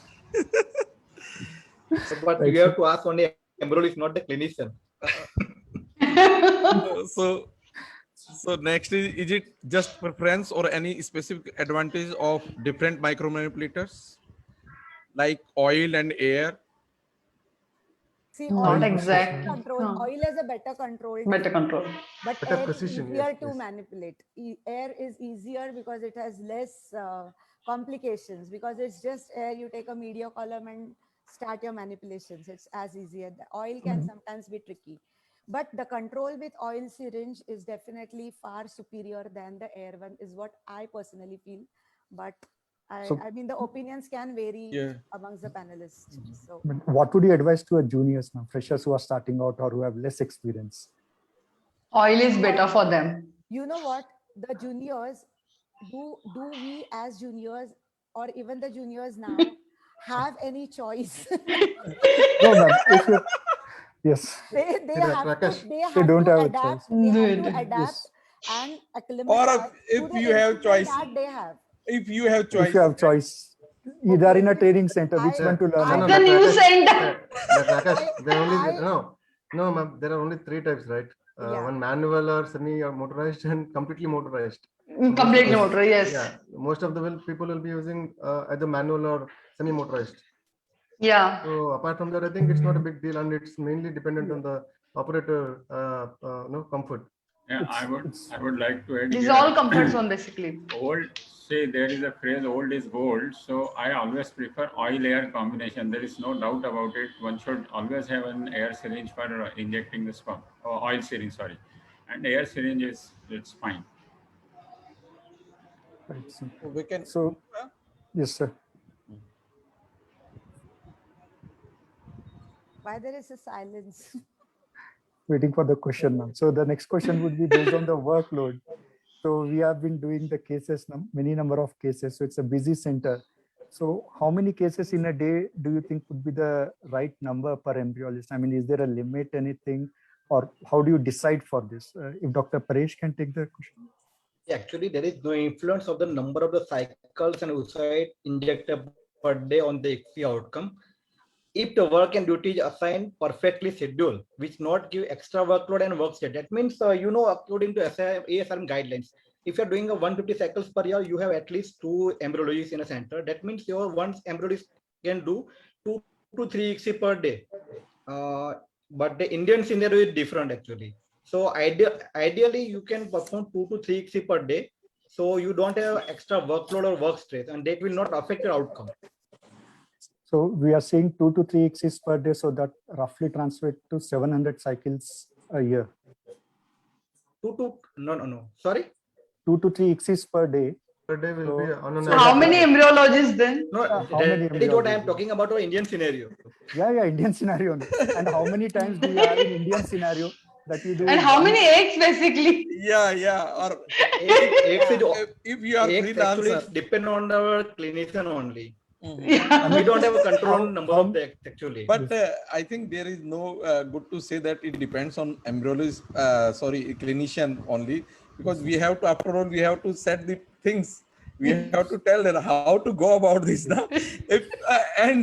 I know that freelancer cannot do anything about that because they have to manage in a 1 a day and they have to do 10 and 15 ICSI same days. Yes. So start doing like but that. actually, But No, but there are means and ways of doing it. I can yeah. suggest few What things I that, Yeah. like, suppose if you are doing 10 cases, Yeah. okay, fine. You ask clinician that you do 5 cases in the morning session and do 5 cases in evening, and in Right. between you can finish the work, take a rest, and then again do. Yes.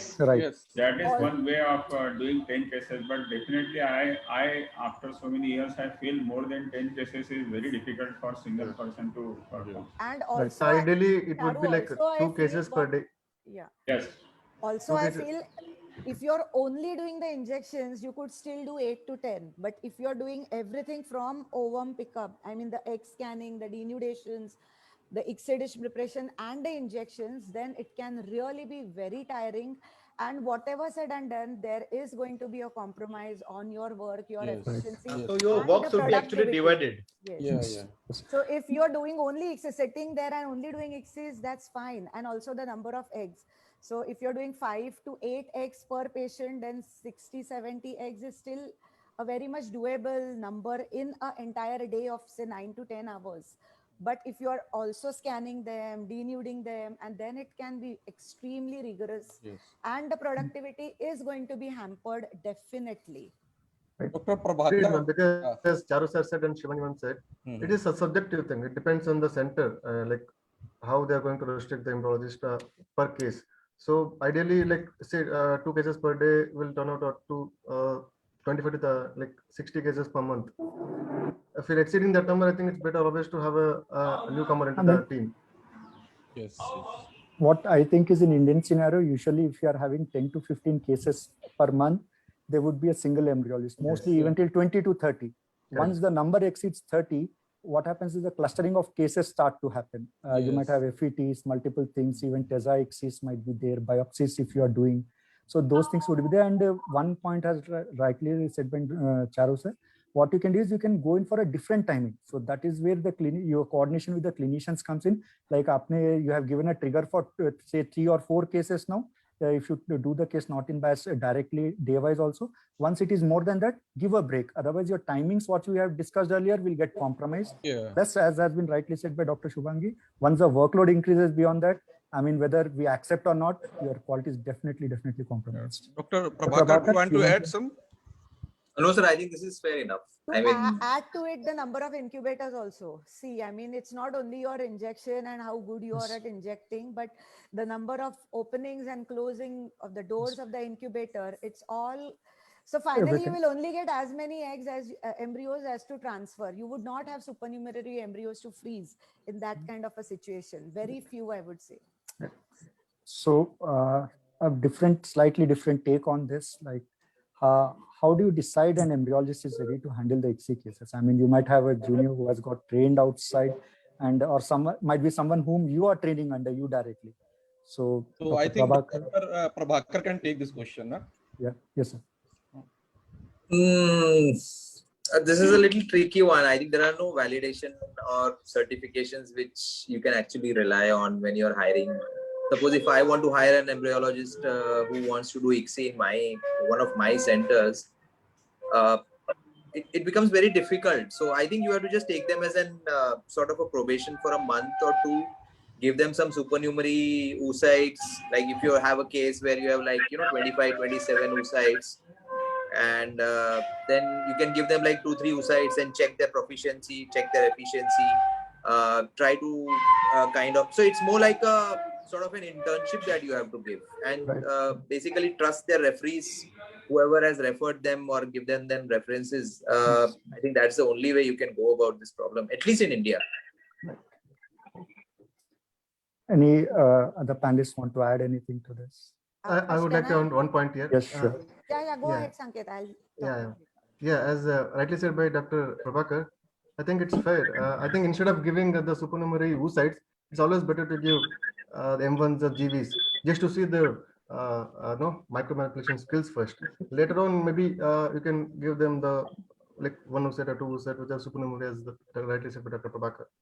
I think first we can go with the M1 or GVs instead of giving them Makes sense. No, but I Actually, think my you are going to consider an embryologist ready to handle ICSI if he's already been able to do it on M1s and GVs. So I'm thinking beyond that. I would rather consider the oocyte damage rate. If the Yes. oocyte Yes. damage rate is minimal, then the embryologist is definitely ready to take on ICSIs independently. Because that is where the competence of an embryologist lies. Yes, That that how is, easy that you is can how I handle would it. feel that he is an independently capable of doing it So- on his own. So So it would be something like supernumerary oocytes with KPI, something you can say we can take into consideration with respect to lysis rates. Yeah. And So acceptable preferably- KPIs and yeah, and Yeah. fertilization rates. Yes. And we could do something like, if at all possible, supernumerary donor oocytes. That would be a more. That makes sense. Yeah. Actually, at my center, what I am doing, I am just first checking the alignment of that embryologist. Then I will go for the sperm selection. Then we'll check the Immobilization of timing. sperm. Yeah, Yeah, timing for the timings, sperm basically selection. timings. Yeah, yeah. Then after I will give them GV or M1, and I will start to give 5 oocyte from the donor. Then we'll check for the day 3 and day 5. Then gradually I'm moving for the for that embryologist. You're Right. giving him Okay. the independently. Yes. Yes. So it's a very tricky, like rightly said by Dr. Prabhakar, that it's really tricky, and each one has their own way to go about it, where KPIs, and this might help us a bit. And sir, you can ask the next question. Yeah, sir. yeah. So there are different techniques. So what is matter actually?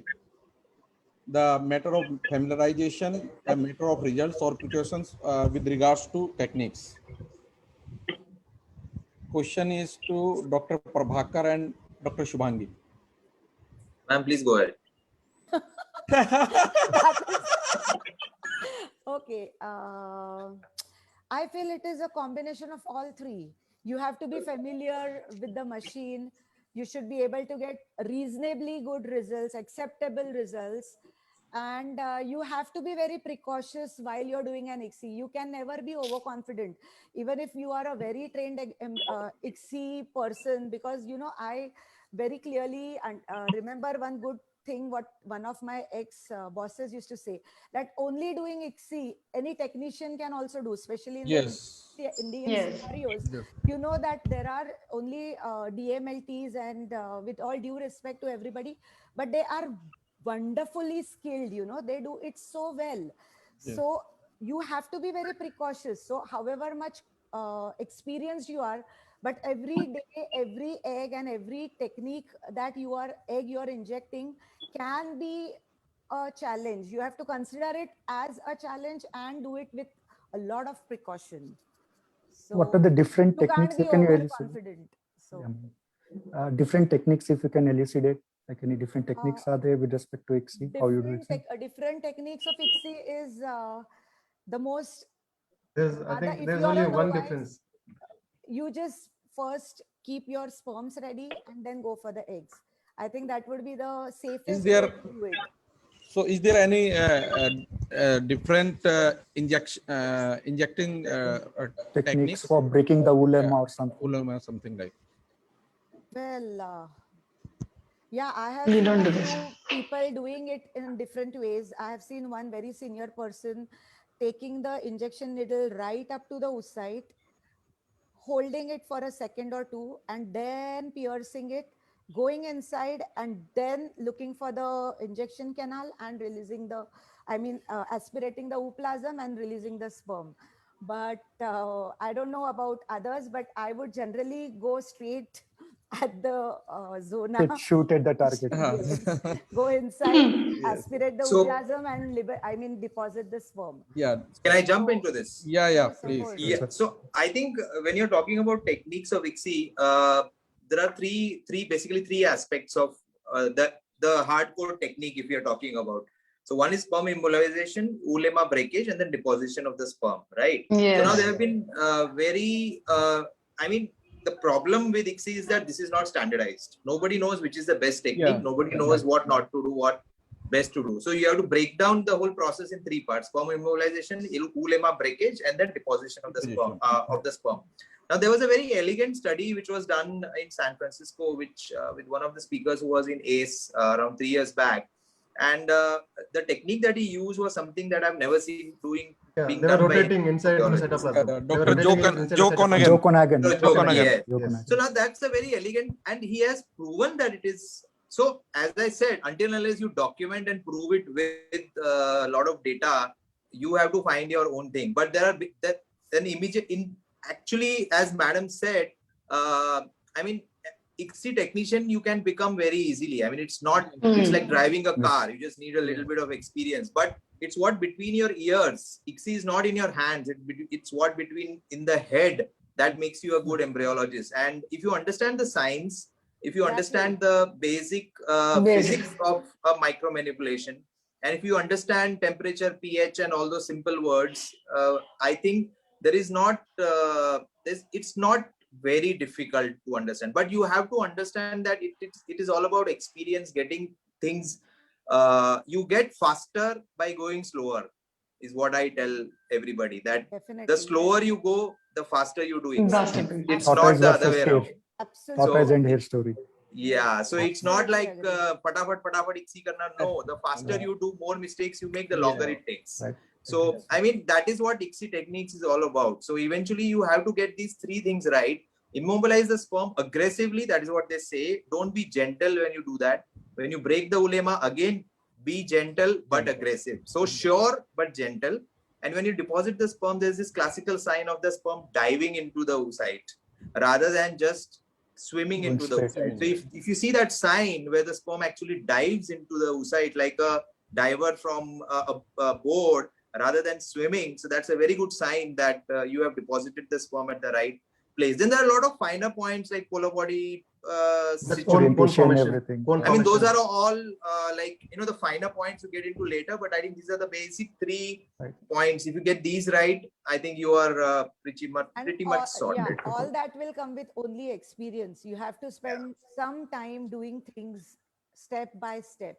There can't be any shortcut because, like Dr. Prabhakar said, the diving and the swimming. See the difference between that two. You are only going to understand if you have injected those many oocytes, because the ooplasm is going to be very, very different. The consistency of the ooplasm is going to be so. Even if you're trying to the sperm dive in, if the ooplasm is not very cohesive and really, you know, good looking and composition wise not granular, and it is not going to be still diving in, the sperm would still be just going around here and there, even if you try to deposit it in a particular fashion. So all that will come only if you are actually worked and you know the differences between different types of ooplasms, how they are, you know, whether there are SCRs, whether there are vacuoles, whether they are refractile bodies. So there are so many things that you need to know. So basically you have to take it gradually. You can't be jumping into it. That's what I very honest, my very, very earnest reiteration for all the juniors is that you are going to be an embryologist eventually. So 10 years and 20 years is not much of a difference, but those first 10 years, give it your time, give it really good, you know, give 100% concentration and sincerity, and only then you will progress better. Dr. Sanket, Dr. Geeta, ma'am, yeah, they want to add anything? Yeah, I have one doubt here. With different ICSI technique is not with respect to one-to-one or gunshot techniques, right? Yeah, even that would be the part of it, whether it's single versus gunshot. So we can just have a how many of they do single and how many of them do gunshots. Single के लिए कौन बोलता है? One to one. One to one. I go with one to one all the time. Other panelist, one. मैं बोलती हूँ. One. Okay. Yeah, please. Dr. Shubhangi, Dr. Prabhakar, Dr. Atita. I don't want to say. How many at a time do you do? See, because you know, it all depends on how many ICSIs you have to do. We are doing. Actually, we cannot say that. Because you're going to have five bullets, you know, the 5 sperms in the injection pipette. So whether it is 1-to-1 or slow or whatever, there are 5 bullets, like 5 sperms standing one behind the other. So Actually, we can't say that. Okay, so what do we'll you just say, move. Sanket? I mean, isn't Yeah, I agree with you, ma'am. It mainly depends on the operator skill as well, because again, it depends on the workload, right? like how many number of cases Exactly. are handling, and like Yes. like what you have, the number of oocytes you're having in front of you. So it all matters. So inclusive all that, with my clinic, especially I go with 1-to-1. Wherever I go, I do 1-by-1. Like you plan it well, and instead of taking a gunshot, I'm very much comfortable with 1-to-1. What matters is to do it correctly and in time. Yeah. Rightly said. Better And than machine gun. so we'll be moving on to the next question, where we'll see sometimes we see cases of zero motility or zero normal morphology. Quite a few times we do see them. So what are the things that you should consider for this? Dr. Sanket, if you can take this question. Yeah. This zero motility, complete absolute asthenospermia, necrospermia, and this cryptospermia cases, I think we have better options now. We can use methylxanthine derivatives like theophylline, or we can go with HYs also, and maybe with the laser source as well, because I think mainly depends on the number of stones you're having in front of you. Yeah. Anything else? But if it is Dr. ejected, Paresh, Yeah. Dr. Atita The has thing, yeah. The thing is that in such a cases, we can go ahead with the theophylline, okay, which is already Sanket said, okay, it is easily available in market nowadays, okay, and it's really good. It's working well and results also very good. Comparatively, pentoxifylline, it's really work well, give good result, okay, or else we can go ahead with the TISA. Okay, the thing is that sometimes patient Yes. also not ready. We are not getting such a good If you results. consult the Or patient for the TISA, yes, agreed. for TISA, yes. Yeah, So in backup zero plan is motility- like that. Zero motility, we will first check for the vitality actually. Yes. And then go for the HOS. So in HOS, you can at the real time you can do the ICSI, and it gives a better Yes. outcome actually. Because laser and all thing is not possible in whenever you're doing ICSI. Okay, so prior that you can plan on a horse test and all. Okay, if it is not giving a good result, then you can go ahead with the TISA and you can do trial TISA. Okay, not a day, the day on ICSI you cannot do that. Diagnostic test, TISA, yes. Yeah. So trial TISA you can go ahead with it, And and for that also you our can keep in friends- one day. You can do one day prior or something. Yeah. Okay, so overnight you can keep for incubation and in a fertilization media, and you can check it next day as well. Or you The can point is, even after that, you are not finding any motility.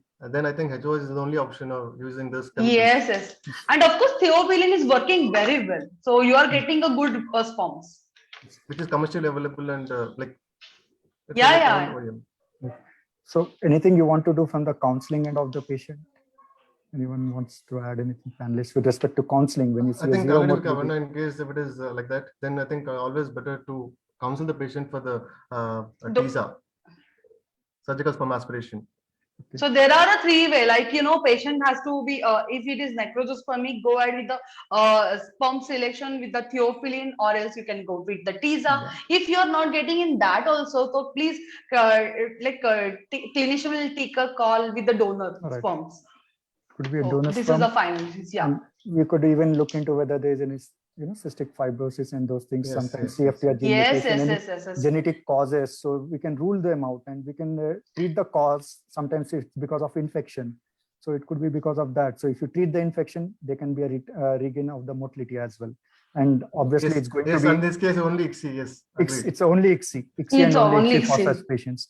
And theophylline has been well said about theophylline and HOS. Any precautions specific to theophylline you want to add when you are using theophylline? Any precautionary measures?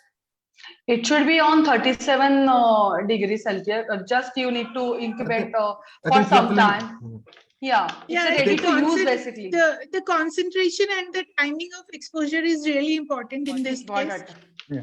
Yeah, so because that might lead to unwanted outcomes. And what we are doing in our center is, instead of using these, we have lasers, so we do laser twitching, and we have got good results as far as fertilization is concerned. And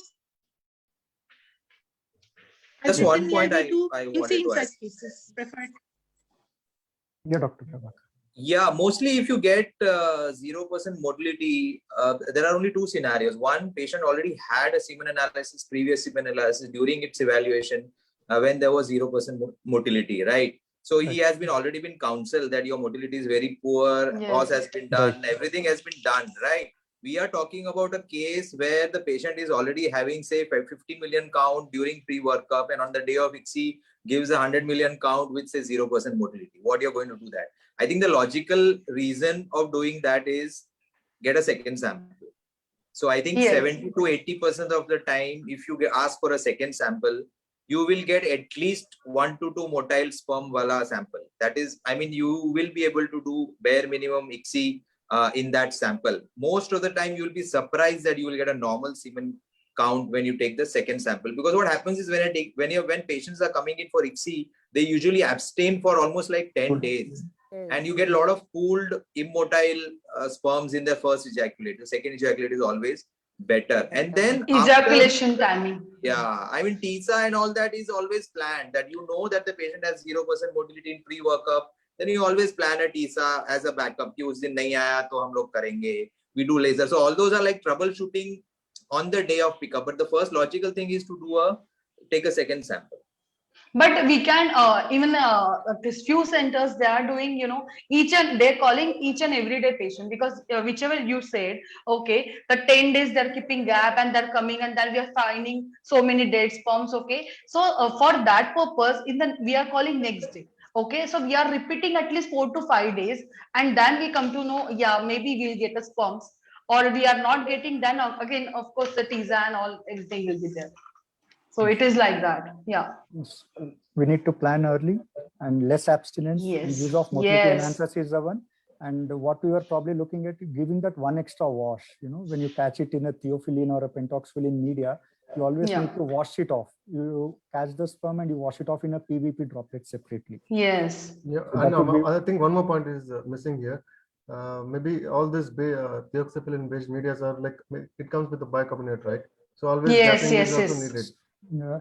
There are some which come with bicarbonate, some which come ready to use. Yes, it's ready to use. Yes. There are different ones on the market. Formulations are different. Okay. Formulations are different. Formulations are available. So we'll move on to the next question. I think it's a case of total fertilization failure.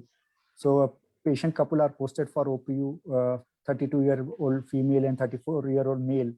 9 OCs are expected. The previous semen analysis on the day shows that 3 ml is the volume, 26 million per ml with 25% motility is there, and 4% normal morphology, quite normal except for the low motility. And you have just gone through the history, and there is a history of previous fertilization failure, total fertilization failure.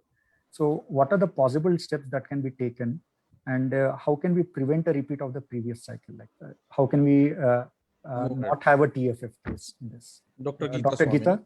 Yes, sir. Dr. Geeta, ma'am, can you take that?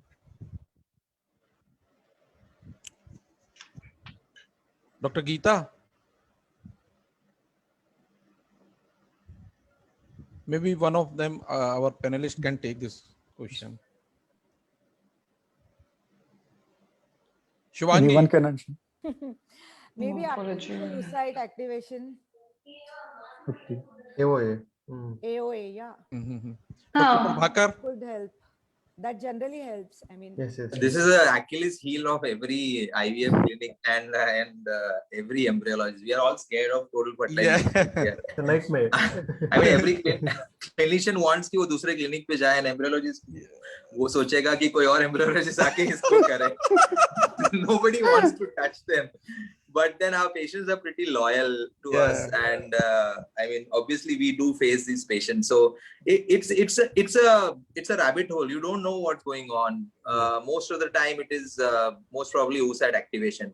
Like if you have done 3 oocytes on the same day, and one patient gets total fertilization failure, then you cannot blame your technique. You cannot blame the media. You cannot blame the lab. You cannot blame anything. It's just purely bad luck and total fertilization failure. So you have a lot of technique. There's a lot of evidence that oocyte activation works. There is a lot of data that agitation of oocyte, sometimes there's this double hit technique people use, aspiration of cytoplasm twice. So it's like trying to be aggressive with the oocyte so that you kind of wake it up, sort of. It's like a wake up thing. Oocyte activity, if you're using something like oocyte activating factors, they're very expensive. They have a very short shelf life. and you get these cases once in a blue moon. So you can never be ready for them. You can always plan. Some people try doing ICSI, sometimes. Yeah, obviously तो करना ही पड़ेगा. मतलब अभी हम तो 100% ICSI करते हैं, तो I am expecting कि पहले हुआ होगा. हाँ, Pixie, I'm telling you about Pixie. Yeah, we can do Pixie. You do a thorough examination of the sperm and try to understand what are the causes and all that. So, but it's a difficult topic to. I think it's too short a time to discuss. You can have a full panel on this total fertilization. So what we are looking like, basically it's a AOA which would be the thing, and what would be important would be the previous cycle, whether it was an IVF cycle, it could have been an IVF cycle. Yeah. So definitely we'll go ahead with ICSI. ICSI. Yeah. ICSI would help in literature says 60 to 70% of the cases they'll have fertilization with that. So you have already pre-planned for it, and but the artificial oocyte media, activation media, could not be supplied because of lockdown, and you are now have done the pickup. You can't avoid that, right? So what do you do? Like it has been said, you don't stock these things up, right? So, but it could not be supplied. So what do you do next? So then, freeze the oocytes. Patient is not taking the risk. Counsel with the patient. Yes, counsel with the patient. Then take a decision accordingly, because. And wait for the AOA media to come. When the calcium ionophore comes, do it. I would do half. I would still do half ICSI and vitrify half. Yes, rightly so. And say your patient is worried about the effects of AOA also. Suppose in this case, they must be counseled for this. And, right? Correct. What you should do? They are worried about AOA and oocyte vitrification. So as had already been said by Dr. Prabhakar, you should do half of them for ICSI. Yeah, you should go in for straight away ICSI, because sometimes we do fertilize half of the times. And you have already done these things. But honestly, Akash, these kind of total fertilization failure cases are really very rare. I mean, but we have to, but we have to prepare for everything now. Prepare for everything. When we are saying 1 to 3% cases of, so but you don't know when it will come. 10 to 15 cases per month. Also, you are expecting one case every 5 to 6 months. I mean, you still end up with a patient who has it. Yeah.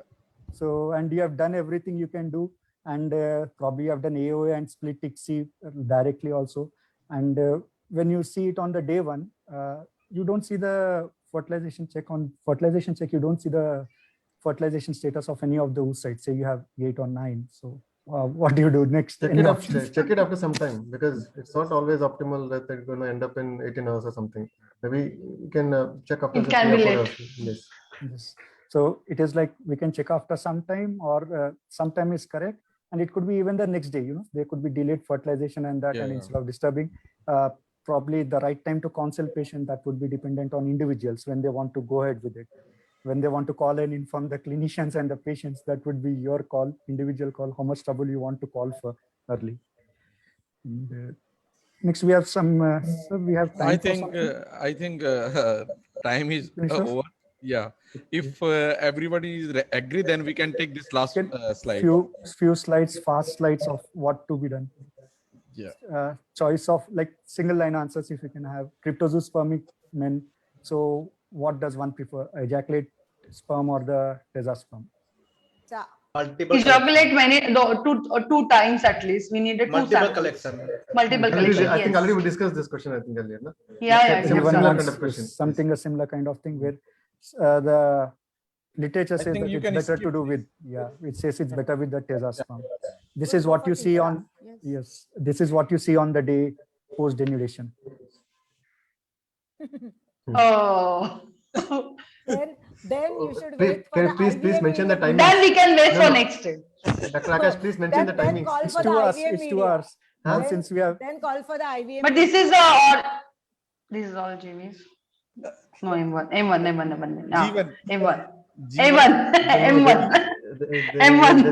There is one GV over there. Yeah, one GV is down and all M1s.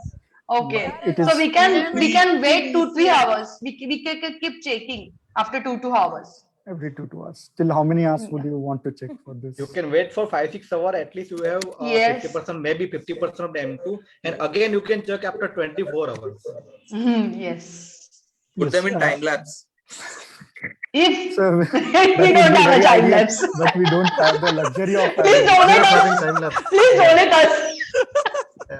Elite embryologist and all. wait for 4-5 hours. If they turn into M2s, that's fine. Then only inject. It's bad. Yeah. No, it So- makes Again, you can sense. check on the next day. Put them in time lapse, go home and check on your iPad whenever. But we don't have a time lapse But now. not all the persons So have we'll full time shifting to your lapse. place. Yeah. So this should have ideally lined up at Dr. Prabhakar's I place. know, yeah. And Yes, yes, we'll go over there. But after keeping on time lapse, we can't go home actually. Yeah, I know. Do you have an embryology? Clinician will not allow you to go home. I want to buy a time lapse because I don't want to work. That's all. so anyone would life want to comfort. look at the trigger timing as well. So someone would have wanted to look when the patient actually took the injection. You need to look at the trigger timing. Yes. You need to look at the injections. You need to Injections. look at the cold chain. You need Yes. to look at the batch. You need to talk to other doctors whether the same cases have happened in your places nearby. So there are a lot of things that you will need to do. But the question is, This is patient specific. There is nothing wrong with the media lab. This is high. This is pure. If it is happening regularly in a 7 days, you will get a 7 patient like this. Then you have to check everything, you know. I don't Like think this. so. No. I don't think so. Yes, so this But was we the won't get question like this. where you have denuded half and left the remaining. So since time is short, we'll skip this part. And it says that we can go after 5 to 7 hours also, like many have said, or you can leave overnight. But the literature is like the results with such embryos, which at all if they form into blastocysts, is very poor, and implantation rates would be 6 to 10% at the most. And With respect to Again, you M1, can go for the biopsy actually. If you get yes, blastocyst. that's a very good thing actually, because 80% of them would turn out to be aneuploid. aneuploids with the respect to M1. Right. Yeah. Rightly said, Dr. Sanket. And any rare sperm vitrification, anyone experienced with the vitrification devices and other things? Yeah, Mhm. this sperm VD works very well. Yeah. with it. What is the We are post using survival thing? we Yeah, are it's seeing? good. Yeah, it's good. It's good. Usually post survival percentage, what we are looking at, like in practicality. With 30-40%, depending on the maybe that's what I read. Maybe with the device, I think. When So, particular device, it is ending up with single this thing vitrification. They showed that 30 to 40% survival rate. In a single device, how many sperms you can vitrify? So it depends on the cryo loop. I've never used them, but just read about them, and maybe 1 or 2. I don't know much about this. Maybe 1 or 2, not more than that. No, in What sperm about VD, in every groove, you can take Yeah. 5 sperms. Acha. Professional. What about cryo loop then? Cryo loop again, I think 4 to 5 sperms will work. Okay. Usually you're seeing better survival than slow freezing with this VD devices, or how is it compared to slow In case freezing? They of say rare better. sperm, In case of Somebody rare is doing well. yeah, slow The data freezing shows will it's not better. help. Yes. Okay.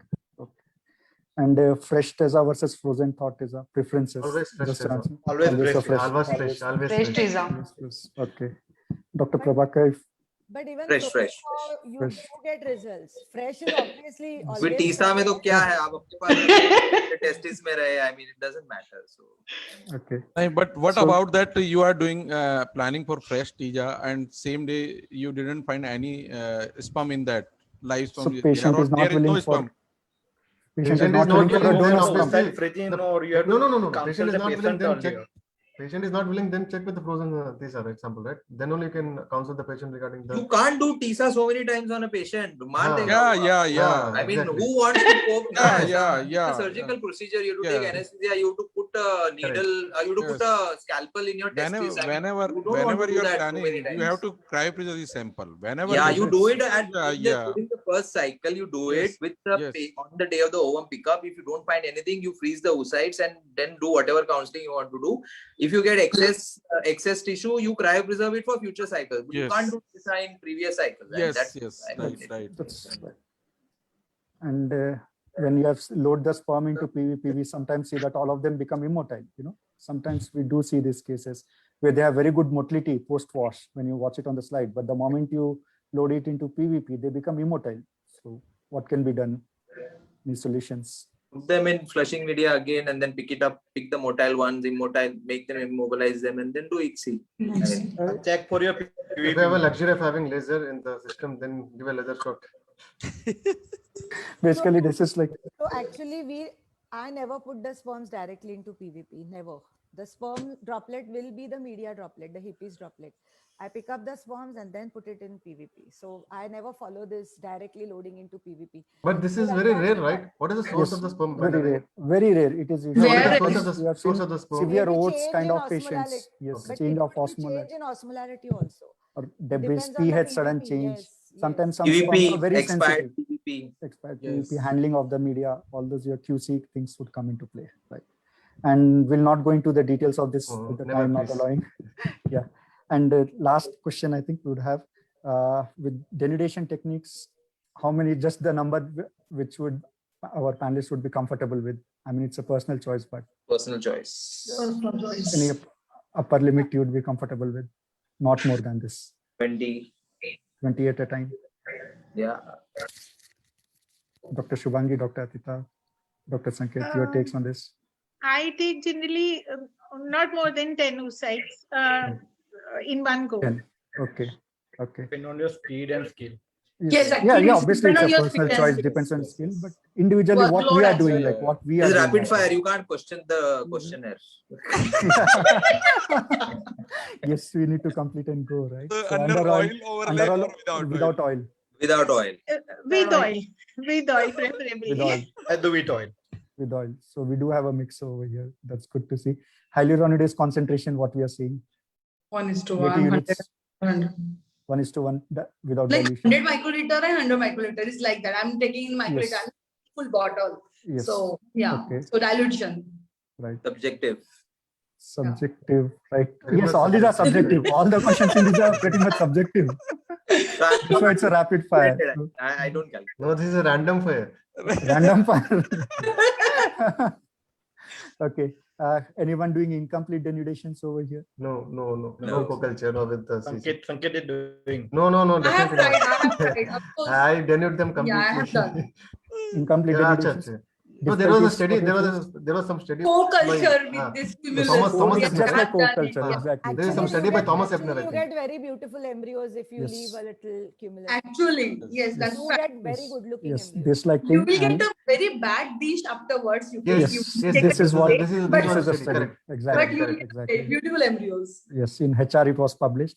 You see this kind of oocytes blame. I know it's not a blame game, but who is responsible? Stimulation. Nothing to stimulation. Stimulation. Nothing to do Gravitation, with the- uh, No, But sometimes it is- stimulation and But sometimes the, actually but the patient doctors itself is usually would moving. not agree. But the Because clinicians if you usually would do not agree. pick up it, So there is both enough types of data. patients with the same Data oocyte to quality. prove. See, It's the this biology, oocyte, it's the- this yeah. oocyte definitely has, it's a dysmorphism. There are debris in the perivital space. So it is Correct. a Hyperestrogenic. There is Yes, hyperestrogenic. mostly it's because So of many morphological COH. this thing with the oocytes, but yes, they are not agree with it so many times. Yes, Yes. There is always fight with this. right. You know, oocytes appear very fragile.